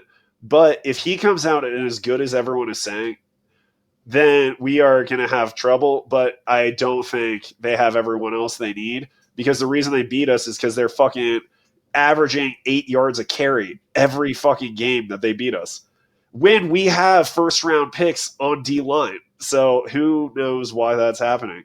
But I think it's going to be 35-21, 35-28, whatever it is, closer than I want. But I don't think we lose this season. Ryan Day is a different man now. I will mention that you guys, you probably saw the clip of Jeremiah Smith hanging out with DeAndre Hopkins. And you know what DeAndre Hopkins decided to do? To compare bank accounts. And you know whose bank account was bigger? JJ. Mr. Was that JJ. D-Hop? I don't think it was D-Hop. That's great. I'm 92.7% sure that it was D-Hop. And what we can pull up the clip, but I'm telling you that JJ's already made so much money, and he has a ship, and he's trying to bring home 2 more, which would make him the LeBron James of football. And when it comes to this team, obviously we've heard what Aaron has to say, but before I say what I want to say also, about it was Brandon these Marshall, horse, not D-Hop. it was Brandon Marshall. It was 92.7 Also, was wrong. NFL vet. I was like, You weren't D-Hop smart. is pretty smart and pretty fucking good. He's got Also, money. Brandon. No, whoa, but listen. We're not going to do this on this podcast. But if you want to compare Brandon Marshall and D Hop, I got Brandon Marshall in that comparison. So, yeah. Oh, you guys are so fucking young. What? You guys are young. Do you That remember is Brandon an Marshall? insane take. What are you talking about? A Hall of Famer without ever winning anything because he was that good? Versus Brandon. What? I got Brandon Marshall. That is insanity. I'd love for you to redeem yourself. I just don't really see it I happening. have Brandon Go Marshall on. because of what he was to the teams he was a part of. Who was his quarterback? Mark Sanchez. Who was his quarterback? Sanchez was his 7 quarterback. And he led that team to what? What did he lead the Jets? Brandon Marshall led the New York Jets to Fucking the lead 'em. AFC Championship game Defensive line against led 'em Tom there. Brady and the Patriots. That does more than anything D-Hop has ever done That's in his entire career. It's not even close. What has D-Hop done? What has D-Hop done? He's have less wrong. drops than anyone ever. False. Okay, False. can Don't we even chew talk on about the his piece drops that because you Larry said he Fitzgerald led had them- more tackles than drops in his He in led his them career. to the championship against the Patriots when they're in the same division. That's physically impossible. That's just You're incorrect. insane. That's insane behavior. D-Hop is definitely... D-Hop's like a top 5 receiver of all time, dude. That's crazy to say. What I wouldn't say that, but he's top 5 We gotta hands. end if Aaron thinks D-Hop's a top 5 wide receiver of all time, I think there's an argument. He's not in my top 5. But I think there's a top 10. Come on. Jerry Rice, Terrell Owens, it's Randy Jerry Moss. No. Randy Moss, first of all, Jerry Rice, Yeah. Randy Moss are top 2. Those are interchangeable. From there, Yeah. T.O.'s in the conversation. Julio. Calvin Johnson in the conversation. Chris Carter in the conversation. Larry Fitzgerald, yeah. Julio. How long does it take to get to D-Hop? A lot longer than 5, Aaron. What are we talking about? Top 5 was wrong. You're right. Top 10, though, I don't... It was ambitious. Top 5 was rather ambitious. But top 10. Also, the problem is D-Hop played top on... 10, like, I'd we'll put see. Donald Driver above him. Jesus. Yeah, so would I. I'd also put Devontae Adams above him. You aren't going to like my top 10, dude. You are proving my point. What is your top 10? Just every Green Bay wide receiver? Do you have Romeo Dobbs as the 12th best wide receiver? But Jordy Nelson is suspiciously higher than he should be. Jordy Nelson Nelson is a top 25 receiver, and he shouldn't be. On your franchise, not overall. It's brother. my list, not yours. You do what you want with your list. Whatever Titans 45-year-old they got out there, you can tell... Derek Mason, brother, he was okay. He was just okay. We had one actual good one. Yeah, get him out of here. He's too young. We're fucking terrible. No, like as a Titans fan, there's so much self-loathing going on. I swear to God. But anywho, that's back to the game. Yeah, sorry. Aaron, we got your garbage opinion. What do you think, Luke? I want to start with. First of all, I think there's a misconception because of the repercussions or lack thereof that came out recently that exonerated that team up north for what they did. It was literally stated by the NCAA that this was means for a multi-year postseason ban as well as stripping of the actual title. That's how much cheating was found. And then they said, we're not going to do that, though, because we want to make sure that we're not hurting the kids that had nothing to do with this. They get any tattoos, though? The new kids. Yeah, right. So that's what I'm getting to. So even though they knowingly came into a team that cheated, everyone fucking knew it. Those kids knew it, too. I'm cool with that, though. Like, don't punish the current team. I don't want a postseason ban, but strip that fucking banner down because everyone knows that was wrong. But they're going to sit there. The NCAA, the same fucking process that took away the Ohio State University's chance at a title in 2012 because we traded in memorabilia, so championship rings, jerseys, yada, yada, to get discounted tattoos. They took that away from us as far as a chance to go to the national championship. And what people don't understand, in 2012, we weren't going to play Bama, who would have kicked our ass, because they had one loss already that year. We were going to play undefeated Notre Dame with Manti Te'o and all the other fucking shitheads on that team. We would have won that fucking natty. They stripped a natty from us, but now they're going to say, oh, no, now we don't want to infringe upon any current player's experience. That's bullshit. What discounted tattoo fucking gave us an on-field advantage? How did any sort of they gave Reggie Bush some money to buy his mother who was in poverty literal mid fucking American house and stripped him of his Heisman as well as their chances to go to it that year? Even this year, let's look at this year. Akron. Oh, no, let's go. Akron had a postseason ban for bad grades. Once again, nothing to do with on-field performance. What is the Strudel Bowl going to do with that? We don't apply that same shit. We don't apply that same theory of we don't want to hurt, people's experiences at the school for somebody else's wrongdoing. What the fuck are you talking about, NCAA?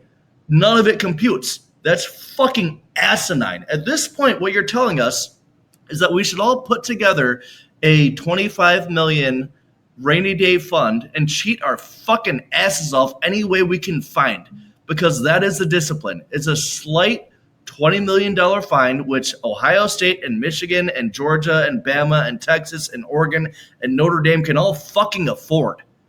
That's crazy. So fuck y'all, Michigan, from the sincerest, most bottom of my heart.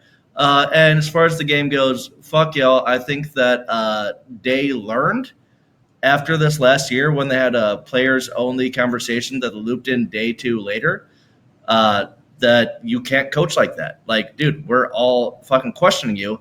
You have to quit that bullshit or you're getting fired. And then he quit the bullshit and he won the natty. I think we're going to come kick the shit out of them. I think we're going to win 35-21. All right, can you pause it? I have to piss so bad. I'm literally doing it. I'll pause it. And we're back. Okay. So we've heard what Luke has to say and what Aaron have to say about the game, Ohio State versus Michigan. And they both have the opinion that Ryan Day is going to get over what he's had to deal with in the past. He's had his John Cooper overcome moment where he's won the national championship, and they both figured that he can beat Michigan because he's done that. And I do agree, but I don't agree to the same extent. I've picked a lot of blowouts this season. I've picked a lot of big games, a lot of big scoring this season, especially with Jeremiah Smith, Julian Sand. I truly believe in. I believe in our young backfield. I believe in our offensive line. I believe in a lot of different things, especially with Caleb Downs in the defense and allowing our offense to be on the field for most of the time. But I've spent a lot of time with Ryan personally, whether it's a member of the Ohio State media team or as a server at a restaurant that he used to come to with his family all the time. And in all those situations, the idea of Michigan has always, and I believe always will be an overcoming emotion that he has against that team. So I think it's going to be a very, very close game. And I think it's going to be much like when Curtis Samuel ran in the overtime touchdown against that team up north. And I think it's going to be like 4th and 1, JT Barrett making it like we talked about earlier. I think it's going to come down to very big moments. And I think that what you guys are talking about, I do believe comes next year. I believe the next 4 or 5 years with Ryan Day against Michigan, I believe that we open it up a little bit, that maybe in 4 years it becomes a Brady Hoke situation because we know that they're not going to keep the same coach after everything that's gone down. But this year, believe it or not, I have 31-28. I have it being a fourth quarter game where they somehow manage to slow down our offense. We don't get it to Jeremiah Smith like we should. We don't have Chip Kelly anymore. He's not drawing up these crazy plays to Jeremiah Smith. And I think the first half, it ends up one of these 14-14 games. And I think it ends up 21-21 in the third quarter. And then we pull ahead. It's 28-21. And then they tie it up in the fourth quarter, 28-28. And I think it comes down to a last drive. And at that point, Ryan Day has to throw everything out the window. And he says, you know what? Let's just go with my gut, because my gut won a national championship last year. And I think that leads to one of these drives that there's 3 minutes left. We run 2.5 minutes off the clock. We get down to their 15-yard line. We kick a 32-yard field goal as time expires to win the game. And I think it's a 31-28 game where we kick a 32-yard field goal and we win it as the buzzer expires. And finally, our kicker goes into the postseason with an experience of a W on this sheet. So it gives us a great thing that we need so that we don't have a Noah Ruggles situation. And when we talk about this, that leads us directly into the thing that can make or break the bracket for the tourney. And that game is the Big Ten championship game, which we haven't been in a few years because we couldn't win the game, but we all have them winning the game. So when it gets to this situation, we're going to probably face Oregon with Dante Moore without Tez Johnson, that big mouth on their side. So what do you think happens with this team? Aaron, we'll start with you. I think that we don't know what this Oregon team is going to be. They have a good quarterback, maybe a great quarterback, we'll see, and a good to great running back. I think that if we have to face them in the postseason in the Big Ten championship, it's a home game for us. Oregon travels very, very well, but that Indianapolis is a home game for us. Yep. Especially if we make Big Ten championship. Like, it is undisputed. People buy that ticket before the season starts. Like, we are going, like, that's our expectation. So I think it is going to be a better game than we wanted to, because Oregon is just one of those teams that really plays us exceptionally well. And I don't think, even despite new quarterback, less wide receiver names, new backfield, new everything, I think they're going to be a team that is just well coached, that understands what this blooming rivalry between the O's is. And I think it's going to be a closer game. But if we get over that Michigan hump, I don't think there's any stopping us. It's exactly what happened last year. Once we get on a roll, Ryan Day is so good at maintaining the burn, which is what we were talking about earlier. Herb, even though we would stomp these easy teams, whenever we had a challenge, that's why we're a second half team. Same with Tressel. We would come out flat in the first half, and it would look like a game. And then by the end of the third quarter, we are 40 points up and dominating the field. I don't feel like we're as much a second half team with Ryan Day. I feel like he sets pace and tempo early, just puts our signature on a game. So I think this Oregon game would, in the Big Ten championship, with home field advantage, essentially, it would be throwing punches until after half, and then that's when we're going to run away. But it's not a runaway. They're still the best team other than Texas and Penn State will face all year. So I think it'll be closer than it'll be closer on the scoreboard than it should be. So I think it'll be like a 49-42 or 49-35. Okay. Okay. Luke, just go ahead. I think people aren't paying attention to what Oregon is doing enough. When you look at their recruiting right now, and not just recruiting as far as, what class they have coming in. Sorry, my cat's fucking scratching my leg. Asshole. But the money they are putting into recruiting, both in the transfer portal as well as recruiting in general, they're going balls deep, dude. I think that people don't understand how much of a powerhouse Oregon is going to be for the foreseeable future. I think Dan Lanning is a fantastic coach.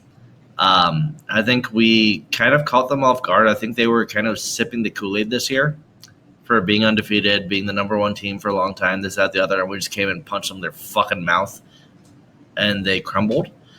I think it's going to be similar to, like, our hatred for Clemson. I think that's what they have for us now. Like, I think they have circled this for so long, and they have so much hatred towards us that they're a very talented team that has a lot of reason to hate us and be motivated for this game. So I think it's going to be a fucking dogfight, dude. We could very well lose this game. I think it's going to be larger scoring than people anticipate. I think it'll be like a 41-38 Bucks, but again, we are by all means vulnerable to lose that game. So yeah, do I think we win? Yes. I put it like a 55% chance us, 45% them. I think they have a vendetta against us because of how much we embarrassed them in the Rose Bowl. And like you said, Tez Johnson still talks shit about Who?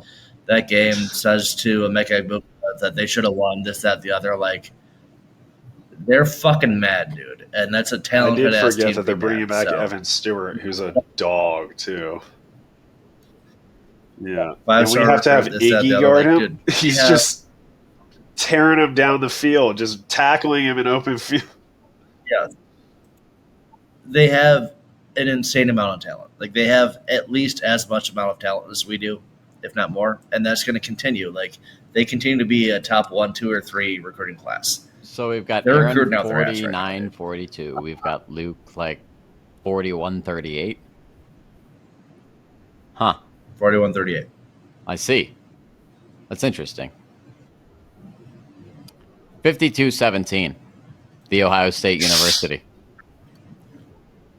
Holy shit. Okay. Yeah. All right. I'm here for it. Explain yourself. 7 touchdowns and a field goal. It's pretty simple. Dante Moore. Yeah, cool. And besides that, we got Caleb Downs. What are you going to do? We got an offense with Jeremiah Smith. And here's the thing you guys are forgetting.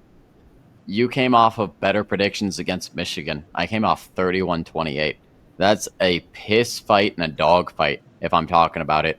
And we're going to come out of that game realizing we them boys, we them Bucks. Shout out John Lampley again. And we're going to go into this game. We're going to fuck them up. We're going to fuck them up, boys. We're just going to fuck them up. I don't even need to call anything. You know what? Okay, call Igbinosun interception on Dante Moore. And I'll also call a rushing touchdown for Julian Sand against Oregon in the Big Ten championship game when we win. And it's easy. It's 52-17, and it's no problem. 7 touchdowns and a field goal versus 2 touchdowns and a field goal. I don't see any problem with Oregon. Dan Lanning, I respect the hell out of him as a head coach, but in my prediction, we barely squeaked past Michigan. And what happened last time when we lost to Michigan? What happened to Tennessee? And then what happened to Oregon? So my prediction is that we struggle really hard against Michigan, and then we come into this game and we just beat the brakes off of them. And we say we're bigger, faster, harder, and stronger. And that's all it takes in this game. We're so hard, dude. I'm hard as hell. Yeah, rock hard over here. I guess my question for this, and just for the season in general, since we're wrapping up, is Peoples, I think, is going to be a stud. I think our running back recruiting is incredible. Obviously, JJ is a Heisman candidate. I wonder, first-year starter in Julian Sang. I don't think any of us had the confidence in Will Howard to win a natty. By the Michigan game, I had full confidence, and then that Michigan game was such a fucking train wreck that it truly shook me. I didn't blame it on Will because it was obviously game plan. But I guess my question is, for us to have this high-octane, fast-striking offense, Julian Saint has to be able to put the ball where it needs to go, or we need to have the run game to set them off balance, which is why we won the natty. Because when our throwing wasn't working, we had two second and third round running backs who are going to dominate the league. I don't know if we have that run game this year. Okay, they're back to back. That's right. So my thing is, I understand what you're saying, but the difference is that I was on the field with Kyle McCord. I was on the goal line as we scored the winning touchdown against Notre Dame. That was one of the coolest moments in South Bend. That was one of the coolest moments as a sports journalist I've covered. Chip Trainum scored. Chip Trainum, yeah. with 10 men on the They only field had from 10 Marcus people on the Freeman. field. I know, not Marcus Smith from the first episode, Marcus Freeman. Still love Marcus. So I understand everything you're saying, Aaron, but let I don't even need to look this up. Just think mentally of every single big, meaningful, important game that Oregon has ever played.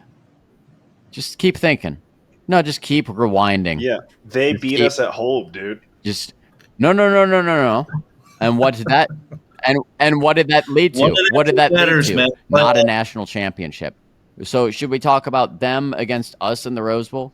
Should we talk about them against us in the Rose Bowl before that in the national championship game? Should we talk about them in the Rose Bowl before that against Florida State? Should we talk about what 55-0. No, it was like 62-0. I remember a Urban Meyer fucking interview after we beat Bama, which was really the national 100%. championship game. Is us versus Bama. But then he's like, "Oh wait, they just beat the last national championship team, Florida State, Jameis Winston, yada yada, 62-0. All right, we have some planning to do." And then we just got there and shoved the ball down their fucking throat. Just out physical the shit out of them. So yeah, but exactly to that point, we had Zeke. Our offense was designed to fuck them up. We had Zeke. When was the last time we didn't have a dominant running back? Yeah, that's the opposite type of game plan, which is why it relies so heavily on Julian Saint, which is why even if he's Will Howard, even if he comes out and he's a game manager that is much better than I thought he was going to be, watching Kansas State tape, I was like, yeah, he is a quarterback. Like, he's fine. He's a good quarterback. He probably would have get drafted out of Kansas State. Yes. Coming to Ohio State is a career decision for him. That's why he went when he did. Also, his gameplay. Do you guys? Sorry, yeah, but at Kansas State, he was doing the same thing against much worse competition, and I didn't think he would be able to translate it. And he didn't for a little bit, but then when he was showing flashes of greatness, I was like, all right, this guy can put it in the basket. He's leading Emeka just for a little basket catch on the goal line. And I'm like, all right, maybe this guy's good. And by the end of the year, he was a different man, which is why he got drafted like he did. But I don't know. The thing is that we had 2 second-round running backs who are going to be dominant in the NFL, and we don't know if we have that. Peoples is great. Everything we saw from him last season, Peoples is a stud. Yeah, and our 2 freshmen might be better than he is. So you think so? Yeah, Bo Jackson. Jeez. Bo Jackson, which is like he has but been apparently tearing he's been shit tearing up. shit up. Yeah. And here's the thing, you guys. We talked about this in the first podcast, comparing Ryan Day to Nick Saban, and here is the ultimate, the number one passing of the torch that could ever happen, ladies and gentlemen, is in which a head coach of Nick Saban's stature as the GOAT has his final quarterback recruit of all time. What's his name? Julian Sayin. He recruits him and gets him to commit to Alabama. And what happens? Does he change his commitment last second? Because Nick Saban retires to The Ohio State University. And what happens after that? We win a national championship. We win a national championship with him just in the shadows as a redshirt freshman. And now he gets to come in as a 5-star recruit, Nick Saban's final quarterback recruit of all time. And if we're talking about a passing of the torch, I think this is an easy pick. Julian Sainz is going to come in. He's been our best recruit since, I hate to say this, Quinn Ewers, who might end up taking the Miami job because Tua has a head that exists and it's going to keep that guy hit. Needs to fucking retire. He does need to retire. And I was excited. I worked for Ohio State when we were recruiting Quinn and everything, and I saw the ball flicks he did, and he had the mullet and everything. And then they completely eliminated his personality at Texas. They made him shave his head, and they made him stop doing all this cool stuff. And I think that took away from a lot of what could have made him C.J. Stroud and all these different people. So No, it's kind of like a Baker Mayfield type. You know how recently Baker got to Tampa Bay, and they're like, "Why are you succeeding?" He's like, "They just let me be me." Like that's what you kind of need for a gunslinger like that. Listen, I'm gonna do some dumb shit, but I'm also gonna do some super fucking rad shit, dude. Like you gotta let me ball. You gotta let me be Brett Favre. You know, you can't make me be fucking Ryan Tannehill. Like you have to let me be what I am. Gunslingers, which is hilarious because everyone's favorite player, despite his past, is Jameis Winston. Because every time he has the ball, you have no idea what the fuck he's about to do. Dude, that pick he threw last weekend during the preseason game was hilarious. Threw it 12 yards over any offensive player to the safety who was standing at the back of the end zone. That was awesome. As a Browns fan, I loved it. No, he's incredible, and then he went 60 yards on a dart right to in where orbital it's strike. Like that's what that was. Yeah. I mean, we were talking about it in the group chat, but that's why I love Jordan Love. It's 4th and 1 with 62-yard bomb, and he unloads it into double coverage. And a huge Packers fan, I think about it all the time.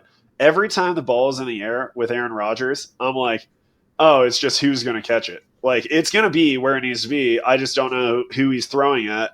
But with Jordan Love, every time he throws the ball, it feels like Brett Favre. I'm like, anything could happen. It's probably going to hit a receiver in the hands, and they're going to drop it.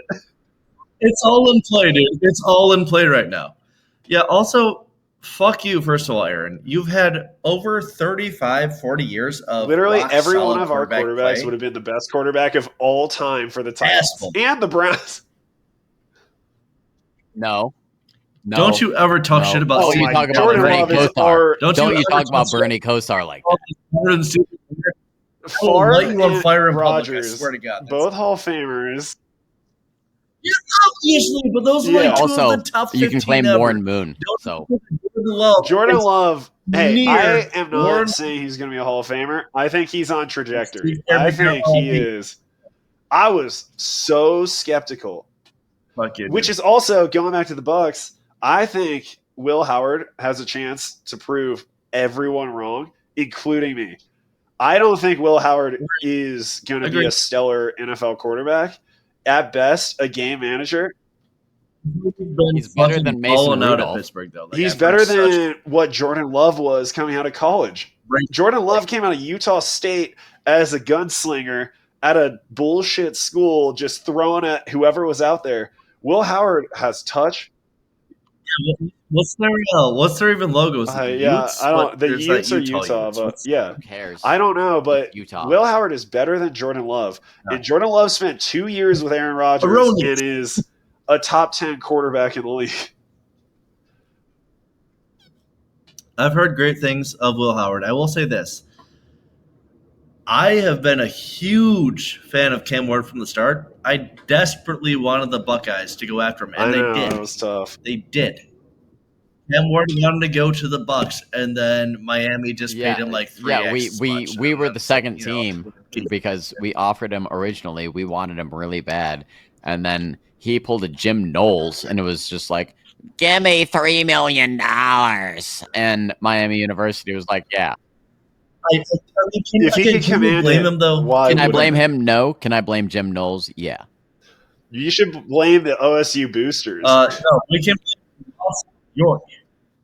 No. Ross Bjork is what we're doing right now is that we're super hesitant because there's a lot of ambiguity within NIL and how it works. But every other major program is just like, fuck it, let's operate in the gray.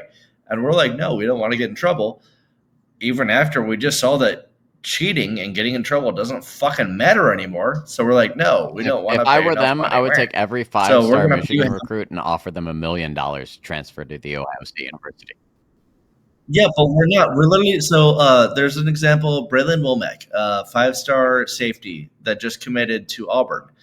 Our coaches build all this trust and this relationship and this, that, the other, and then they're required to say to this kid, like, hey, so we can give you half of that offer. So they're offering you 1.2. We can give you $600K, but you have to just come here and like earn it and this, that, the other. It's like, I get it, but that's fucking stupid. And also coming from Ross Bjork, who was the AD at A&M, who was paying stupid money to a bunch of people, and then the AD at Ole Miss before that, who was paying stupid money to a bunch of people, and now he gets to an actual top 5 of all time program. He's like, yeah, no, now I'm going to tighten the purse strings. You know, like, the what only the benefit I fuck are see we to this doing, dude? is that Jim Tressel did a great job of recruiting Ohio for Ohio players and getting people dedicated to the program. And what I would love to see out of the situation that you just talked about is more AJ Hawks and less Raekwon McMillans. I would love to see a bunch of guys come in and just work their ass off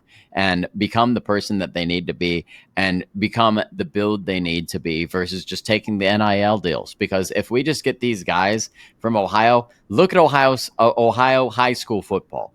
I mean, if we just get the guys we need to get from Ohio that want to be Ohio State Buckeyes, and then we get some 5 stars, if you take those guys and you actually build them in the system that we have going at Ohio State, who's going to stop us if we're taking Pickerington kids? So many people are going to stop us. That's a way to win a championship once every 15 years. You need to recruit nationwide if you actually want to build a fucking Bama like Saban, like we keep mentioning. No. But I'm talking about combining what you just said. No, because here's what I'm talking about: is the 5-star recruits we can go up. No, the 5-star we pay, and the local ones we get with them wanting to be Ohio State Buckeyes. So if we can. I'm telling you, you have been watching. That's not the enough. formula anymore. We are losing. No, because you're right. Because we were being cautious. What I'm saying is the same thing. Fuck being cautious. It doesn't matter if we cheat.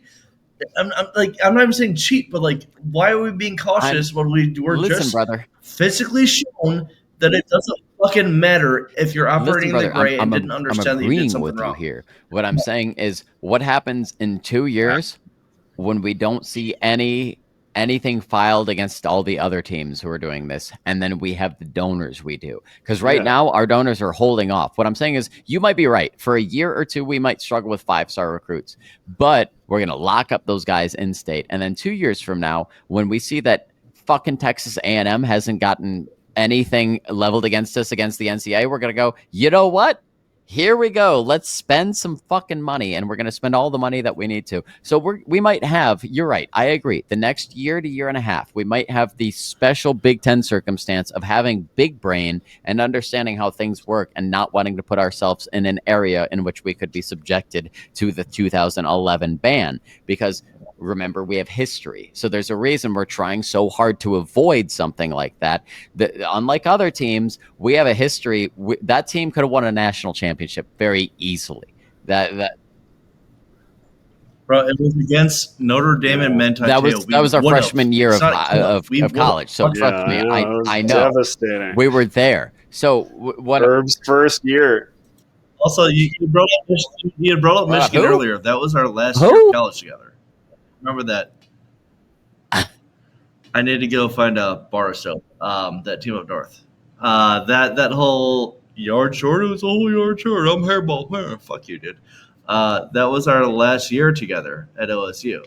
Was 2016, the overtime game with Curtis Samuel, yada yada. But that was also the blackout game with Penn State at the shoe, right? Yeah, that was the one I was in the end zone for. Yeah. I also went to the Redout game against Penn State. I brought my dad. It was his birthday. I brought my brother. It was his first game ever going to Ohio State, and I got blacked the fuck out, dude. I showed them a way of sneaking alcohol. We had Fireball, which I don't know why my dad wanted Fireball, but that was his thing. So we had a handle Fireball. I was like, listen, yes, brother, yes. I did not mince words. I meant what I said. So we were sitting there drinking it for the pregame, and then I put it in a water bottle, and I put it in my hoodie. Yeah.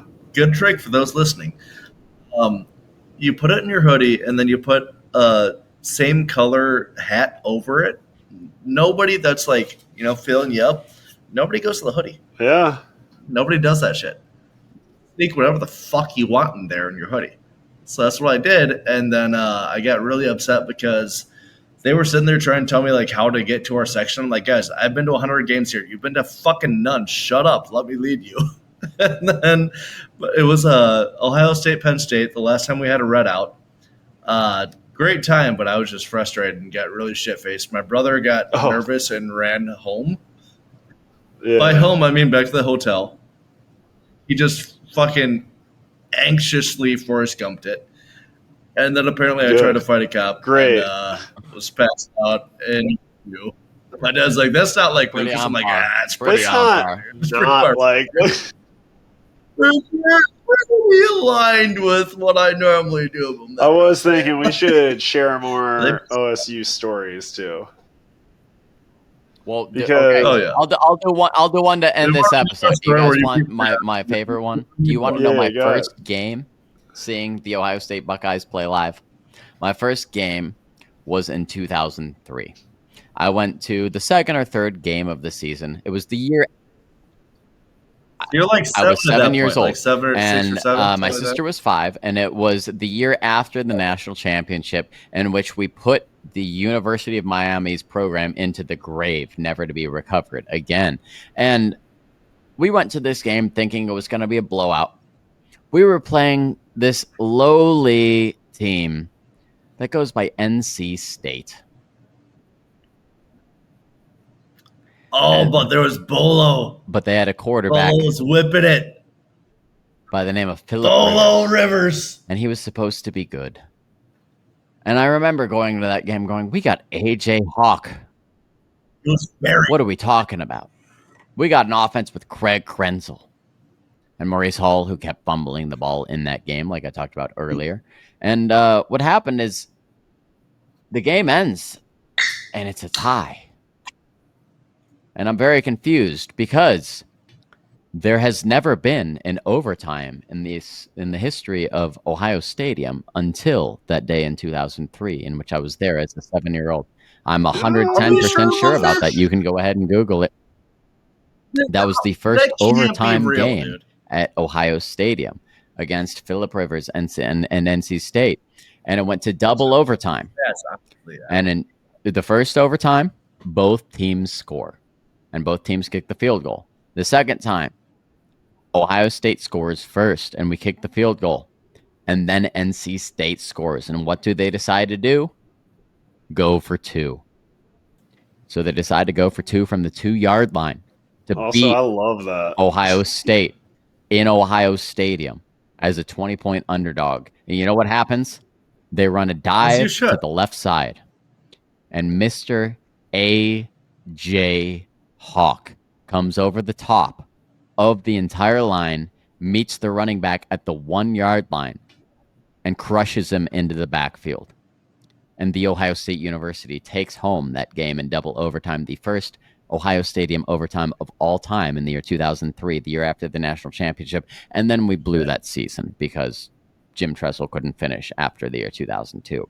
But that was my first game at Ohio Stadium, was the Philip Rivers double overtime game, the first overtime game in the history of Ohio Stadium. So there's my story that I'll decide to share as an Ohio State story. Can we talk a bit about A.J. Hawk? Because I'm trying to think of, I think it was D'Antonio that said this.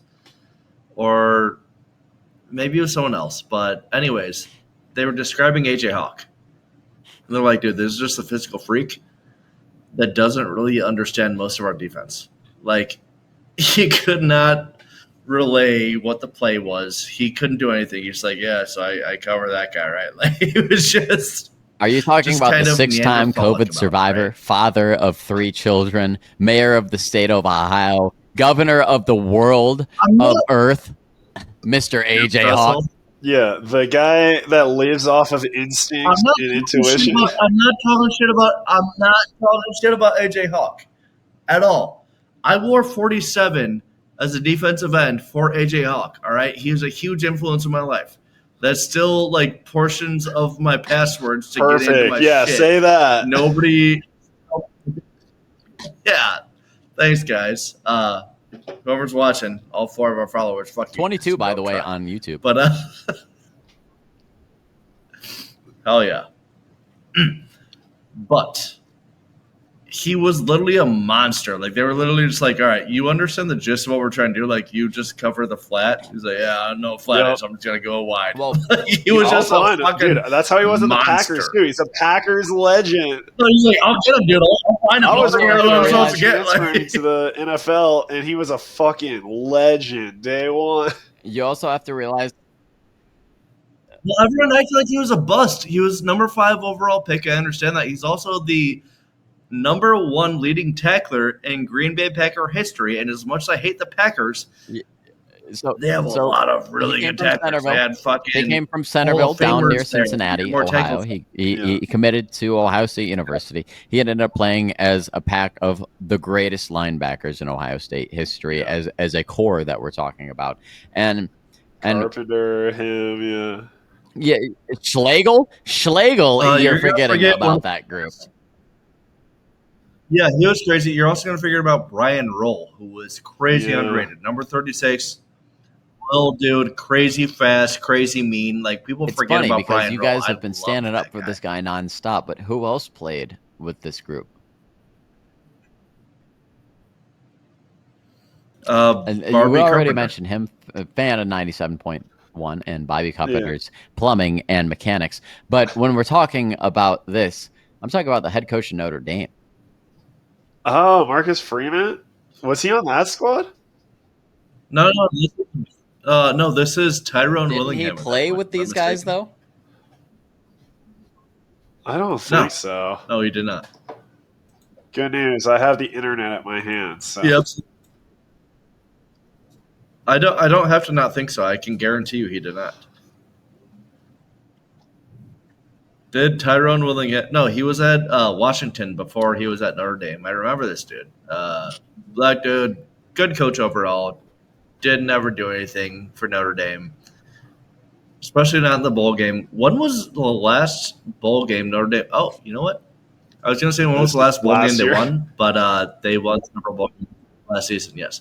Before that, it was like 30 years since they had won a bowl game. Yeah. Fuck them. Yeah, Marcus Freeman would have played in 08 at OSU. He was drafted in 09. So he would have played 08 season at OSU. Okay, so I was a little off with the years. I assumed that A.J. Hawk had played with Marcus Freeman because I assumed that overlap happened because A.J. Hawk was on the 2006 National Championship failing team, wasn't he? And I assume Marcus Freeman was going to be a freshman during that year, right? A.J. Hawk was the true freshman there. He did not. A.J. Hawk was A.J. Hawk was the true freshman on the 2002 National Championship team. Yes. You're saying the 2006 National Championship. You're saying when we played LSU? Was it? It was because we played LSU 2007. Who was 2006 that we played that we lost to? Florida. A.J. Hawk was drafted in 06, so he wouldn't. Okay, so A.J. Hawk left. Okay, so Marcus Freeman came in right as A.J. Hawk left. Yeah, you filled A.J. Hawk's spot. Yeah. Not well enough. Freeman was there for Laurinaitis, and then Freeman. You know what's crazy is because it might have been Brian Roll. This talks a lot about Ohio State and the reason we're Buckeyes fans. I mean, obviously we went there, we have degrees, but the other thing is, look at the linebackers we're talking about. Is I was like, oh, obviously AJ went with Marcus Freeman, and they were off by 1 year. And then you consider who Marcus Freeman played with, and it's like, oh, only James Laurinaitis, the leading tackler in Rams history for their defense. So and then when they left, it was Shazier. And if Shazier didn't have his injury, then what he would be on a. Dude, I mean, he was on pace to be one of the best of all time. defenders. No, the best NFL players of a linebacker of all time. He was better than Ray Lewis. That dude wouldn't stop hitting things with his head. I'm not gonna say that. That's fucking crazy. He was bigger, faster, stronger than a Ray Lewis, and he had the opportunity. I don't think he was bigger, dude. What do you mean? Ray Lewis was a tank. Wait. Hold up. All right, let me say this. Let me say this just so that the listeners at home can kind of mentally compartmentalize how serious of a cult Ohio State football is. Oh, yeah. And I acknowledge it. We're part of a cult. I love it. But by the way, Ray Lewis is 6'1", and Ryan Shazier is 6'2". Stop doing that. Okay, Who's bigger? come on. Who's bigger? Who's bigger? We're talking How much did Ray stats. Lewis weigh? So I'm so 250. it's 2016. That's our senior year. Shazier That's was when all 230. graduated. No, 238. all right, but we all No. graduated 2016. Yeah, I did. Took a half Yeah. lap. 2018 because I changed majors, but go on. and because you can't. I read, went you to Ohio stupid State, bitch. not Kent But State. anyways, Kent read, Kent write, Kent State. love that. I was at one of the Cavaliers games, and everyone cares about Cavs basketball, yada yada. And this was when they were coming back from the 73-9 fucking Warriors, the best record ever. They were down 3-1, and then the Cavs came back, And I'm sitting there, I don't give a singular piss about the fucking Cavs, man. I'm just a Bucks guy. I don't care about any of that. And I'm like, oh man, these Cavs fans are really annoying. And then the light bulb went off. I'm like, oh no, this is my exact fan demographic, and we care way more about Ohio State football. Okay, Hey, that's why everyone hates us. That's why we're a cult. I just got to say one thing. I guess he took it personal. If you don't get that reference, that is Me? what Klay Thompson said about LeBron James after Yeah. the Warriors went up 3-1. I got to put some headphones in. He said about LeBron, I guess he took it personal. And then LeBron James said, what did he say? What did he say? I'm going to take this to a different place. So from that point, you know how when you're mad at your parents, you're like, listen, dude, I'm packing up my toys.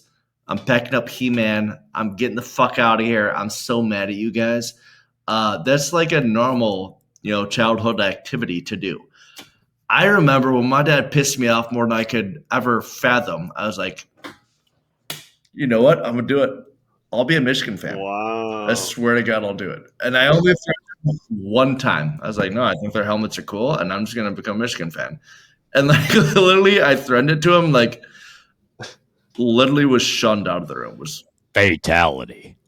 Fuck out of my – literally, the fuck out of my living room. No. You tried to be a Michigan – I think my brother did the same. I didn't try to. I was just trying to make my dad feel something. I just wanted him to tell me he loved me. Just wanted to make sure that he cared, right? And he was like, dude, get the people fuck are out going of my to see living this, room. Luke. Go to your fucking room. And then I never tried that again. I've never actually hurt that man before, but that was the closest I ever got. Where it was like, dude, my brother, when he was little, just because I was such a huge... Dude, I was 9 years old. I didn't know what I was saying. I was just sitting there. He was just trying to be rebellious. My parents don't care at all, but my mom went to OSU. I graduated from OSU, born and raised, huge Bucks fan, and my brother is 9 years younger than me. He, when he was 5, was like, no, go blue, and my dad loved it. He thought it was funny, and I was like, I want to be very clear with you. You're 5 years old. You have about 2 years that you can say this before it's really going to be a problem. By the time he was 7, he was like, I just wanted to be rebellious. And I was like, I know. I'll let you have that. But we have to be very clear here. We are a Buckeye house. If you ever say that shit again, we are going to have a very real problem. Dude, there's going to come a time where you have a bully and you want me to step in and help you. And I'm telling you, my brother went to not OSU. He just maybe because of me, because how much I love it. But no, you can just say he went to not OSU. He chose to not be a winner. But go on. Yeah, but I was like, 100%. You don't get it. That's fine. But also, I'm a huge Packers fan. It matters to me a lot, but I have far less expectation. OSU is the only event outside of my control that I will let dictate my mood. When we lost, we were talking about it before, those New Year's Eve losses have fucked my life up.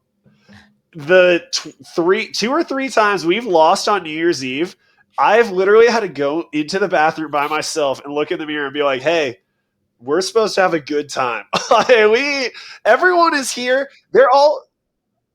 I have you put 50 on a brave people face right at now, my man. house that I have to entertain, and I cannot be this guy. I have to. I told you guys the last time Yeah, with my ex story. Yeah, right? yeah. Flashback to remember that? episode 1. Go check it out if you haven't already. Go on, Luke. I wanted to fucking die. Her family knew nothing about football. They didn't take any of it into consideration. And they're like, well, Olympics are more important. I'm like, oh, yeah? Are they fucking more important? They had 12 million views. This game has 20 million views. So shut the fuck up. I'm sitting there talking shit I to a hate to fucking talk 10-year-old. shit about that situation, but I love that when this will be a great moment for Buckeye fans is when Jack Sawyer had that strip 6 that he had that my girlfriend's dad texted her and she said, Mac must be really happy right now. And I was jumping in the air screaming, go Jack, go, go Jack, go.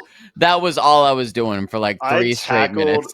Trisha, my girlfriend, I tackled her to the ground. We were both jumping up, screaming. I like grabbed her because he was like, the announcer was like, didn't give a fuck, which also sucked. But he was like, oh, strip sack. Oh, he's at the 30, okay. The 25, the 20. Oh, Buckeyes score. But I was I tackled Trisha to the ground. We're rolling around on the ground. Okay. Well, that's exactly the emotion all of us felt. Did you guys ever see the tweet or Instagram reel? Whatever, who the fuck cares what it was? But where it's posed with the same Titanic music, where it's near, far, wherever you are, and I know this is something. And it's literally when he strip sack him, and everyone's just sheer elation, dude. You know what I did after that? The exact same energy as Zeke both running that 85-yard touchdown. After that, and after actually winning the national championship against Notre Dame, I got kicked out of a bar, and I don't normally get kicked out of a bar. I'm not an asshole. Do I do some fuckery? Sure. Do I like peer pressure some people into eating dog treats? Yes, because it's hilarious. But I was sitting there, and I played Carmen, Ohio, literally 15 times in a row. Hijacked the fucking touch tunes. You're $30 into touch tunes. Until I got kicked out. No, until I got kicked out. And the guy was like, listen, man, normally we do this for like guys that are being aggressive to women or this, that, the other. You're just fucking playing too much Ohio State fucking marching band shit. I'm like, no, dude, fuck you. We won the natty. Suck it. Yeah. Kiss the fucking ring, dude. Kiss the fucking ring. Were you at Woody's? Like, all right, you gotta get whatever out. that Chicago bar? Cody. Cody's. Cody's is a nice spot in like North Lincoln Park where everyone there is nice. And I was being There's a bunch of OSU bars in Chicago, obviously. Everyone. He said North Lincoln Park, and I was just like, yeah. It's like Chad? Yeah. Pennington? Yeah, it's a place where it was predominantly Notre Dame people. And they were being dicks, honestly, because like I'm just locked in the game. I don't give a fuck, you know. And we would make a play, and I'd fucking clap, you know. I'd just fucking get riled up, you know. And then my buddy I was with was like, "Dude, they're mocking you every time you clap." I'm like, "I don't care. I don't care." My favorite Chicago experience was so. You know, I'm a jazz musician for podcast fellows who don't know. So I'm a jazz trumpet player. So I was in Chicago in 2014, and this was the first trip that my family took with our friend Lee Tucker, great guy. Anyway, so we go on this trip, and we go to this place called Catch 35 that just closed a few months ago. RIP Catch 35. But they got jazz nights every single night on Michigan Ave, right on the river, right there where they do the St. Patrick's Dump and everything. God bless you. So it was right on the loop, and we went there. There's more coming. And at the end of our dinner, bless you again. At the end of Jesus Christ, I don't know where you your goddamn mic. Dude, I can't sneeze normal once. It's always gonna be 7. They're always gonna be loud. So we're at Catch 35, and at the end of our meal, we end our meal, and the night is over as far as the jazz musicians are done. The player Rob Parton was playing trumpet. He's now a teacher at North Texas University. But so the night ends, and we're leaving, and as we're leaving, the Chicago Blackhawks are in the Western Conference Finals. And they're down a point with 6 seconds left, and there's a face-off in their end. So as we're walking out, we watch the face-off in their end. And the face-off happens, and they score a goal, and they tie it up.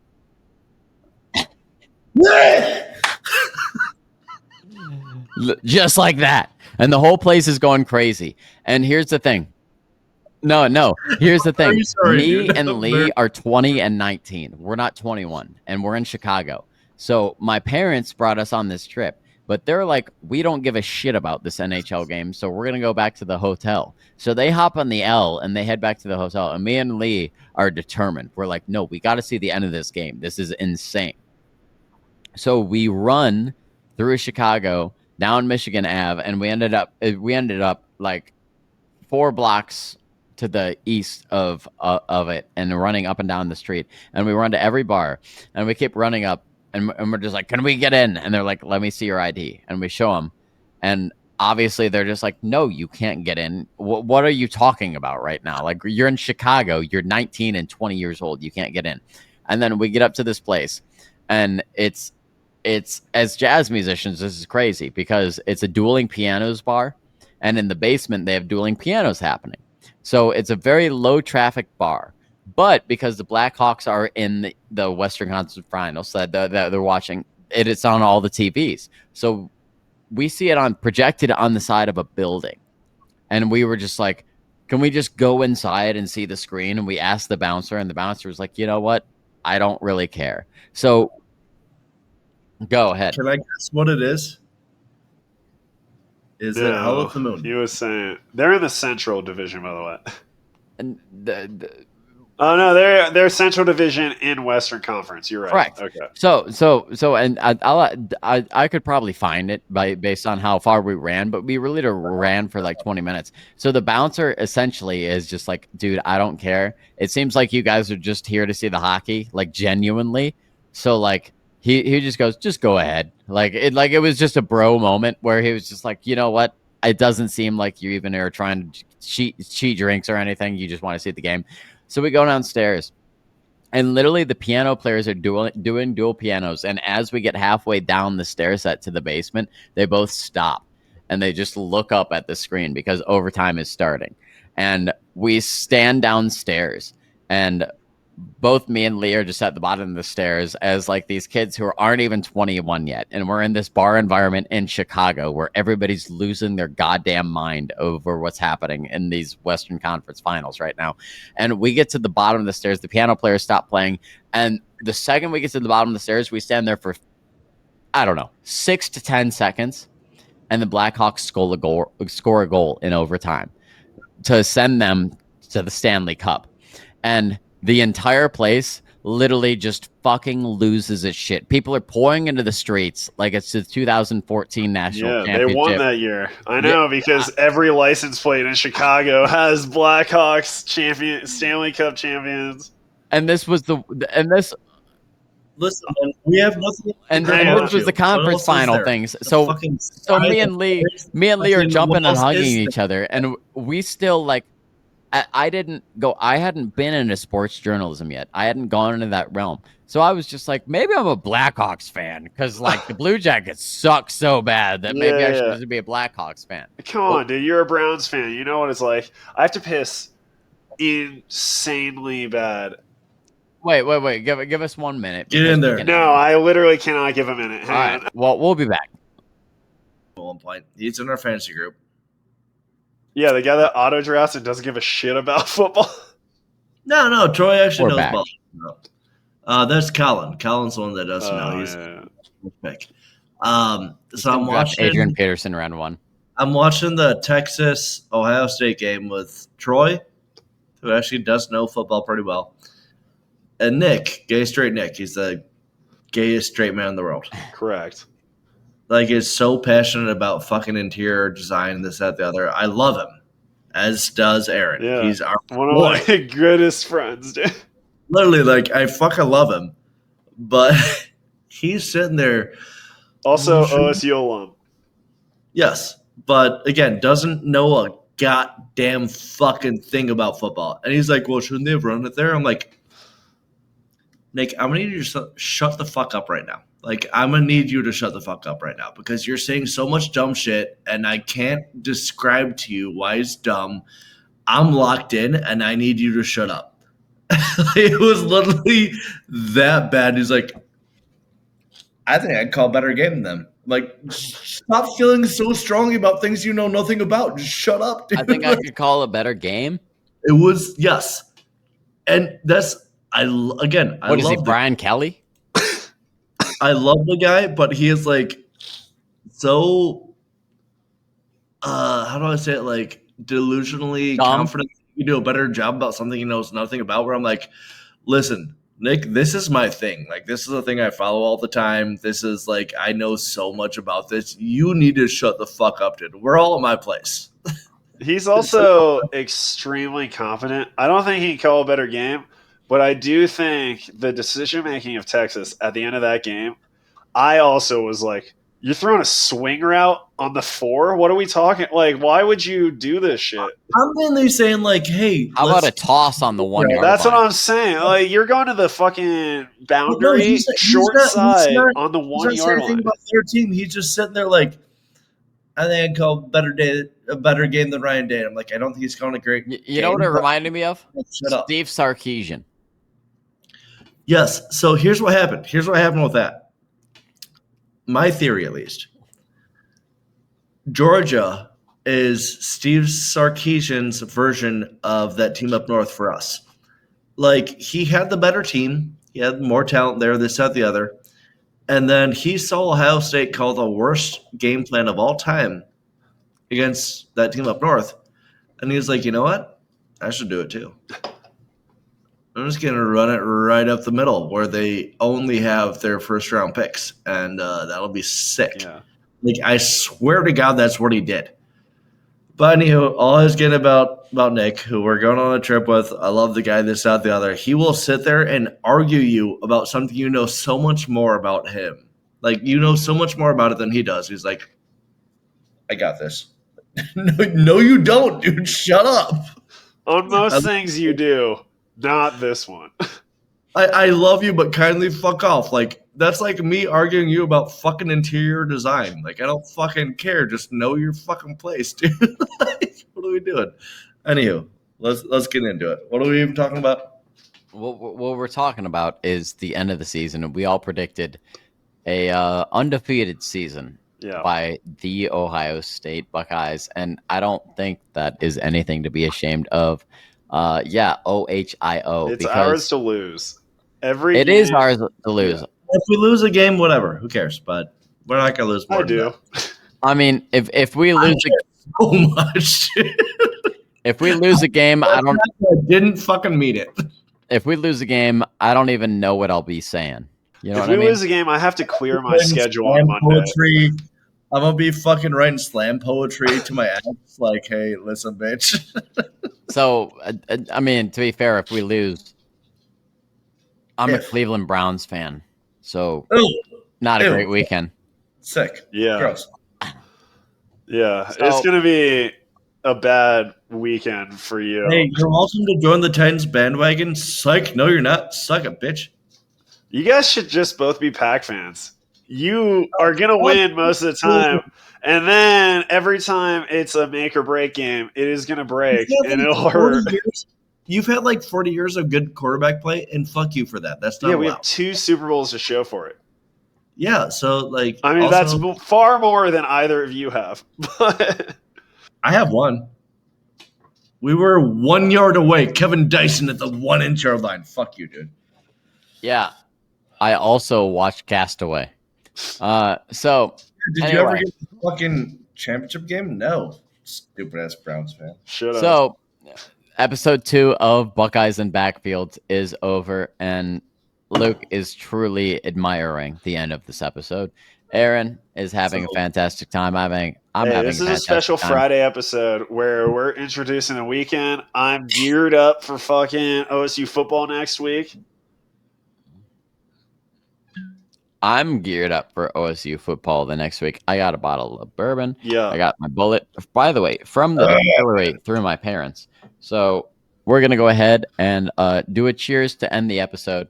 And boys, all I got to say is 2 letters. It's OH. IO, baby. Ayo, The 13-0. To 13-0. Yeah, absolutely. That's all I'm predicting. I got to see who the playoff bracket looks like. You know what I'm going to say? And this could be controversial. You know what this feels like a little bit?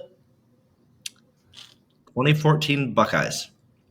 Or we have a lot of unpredictable, we don't know. Yeah, there's question marks. And on that all note, over y'all the have a field. great rest of your night. Make sure to like, subscribe to our podcast so you can follow us in the future. Luke, give a wave goodbye. Aaron, give a wave goodbye. Thank you for coming on the podcast this week. I'm Horns your down. host, Matt Connor. Horns down. Go Bucks. OH. IO.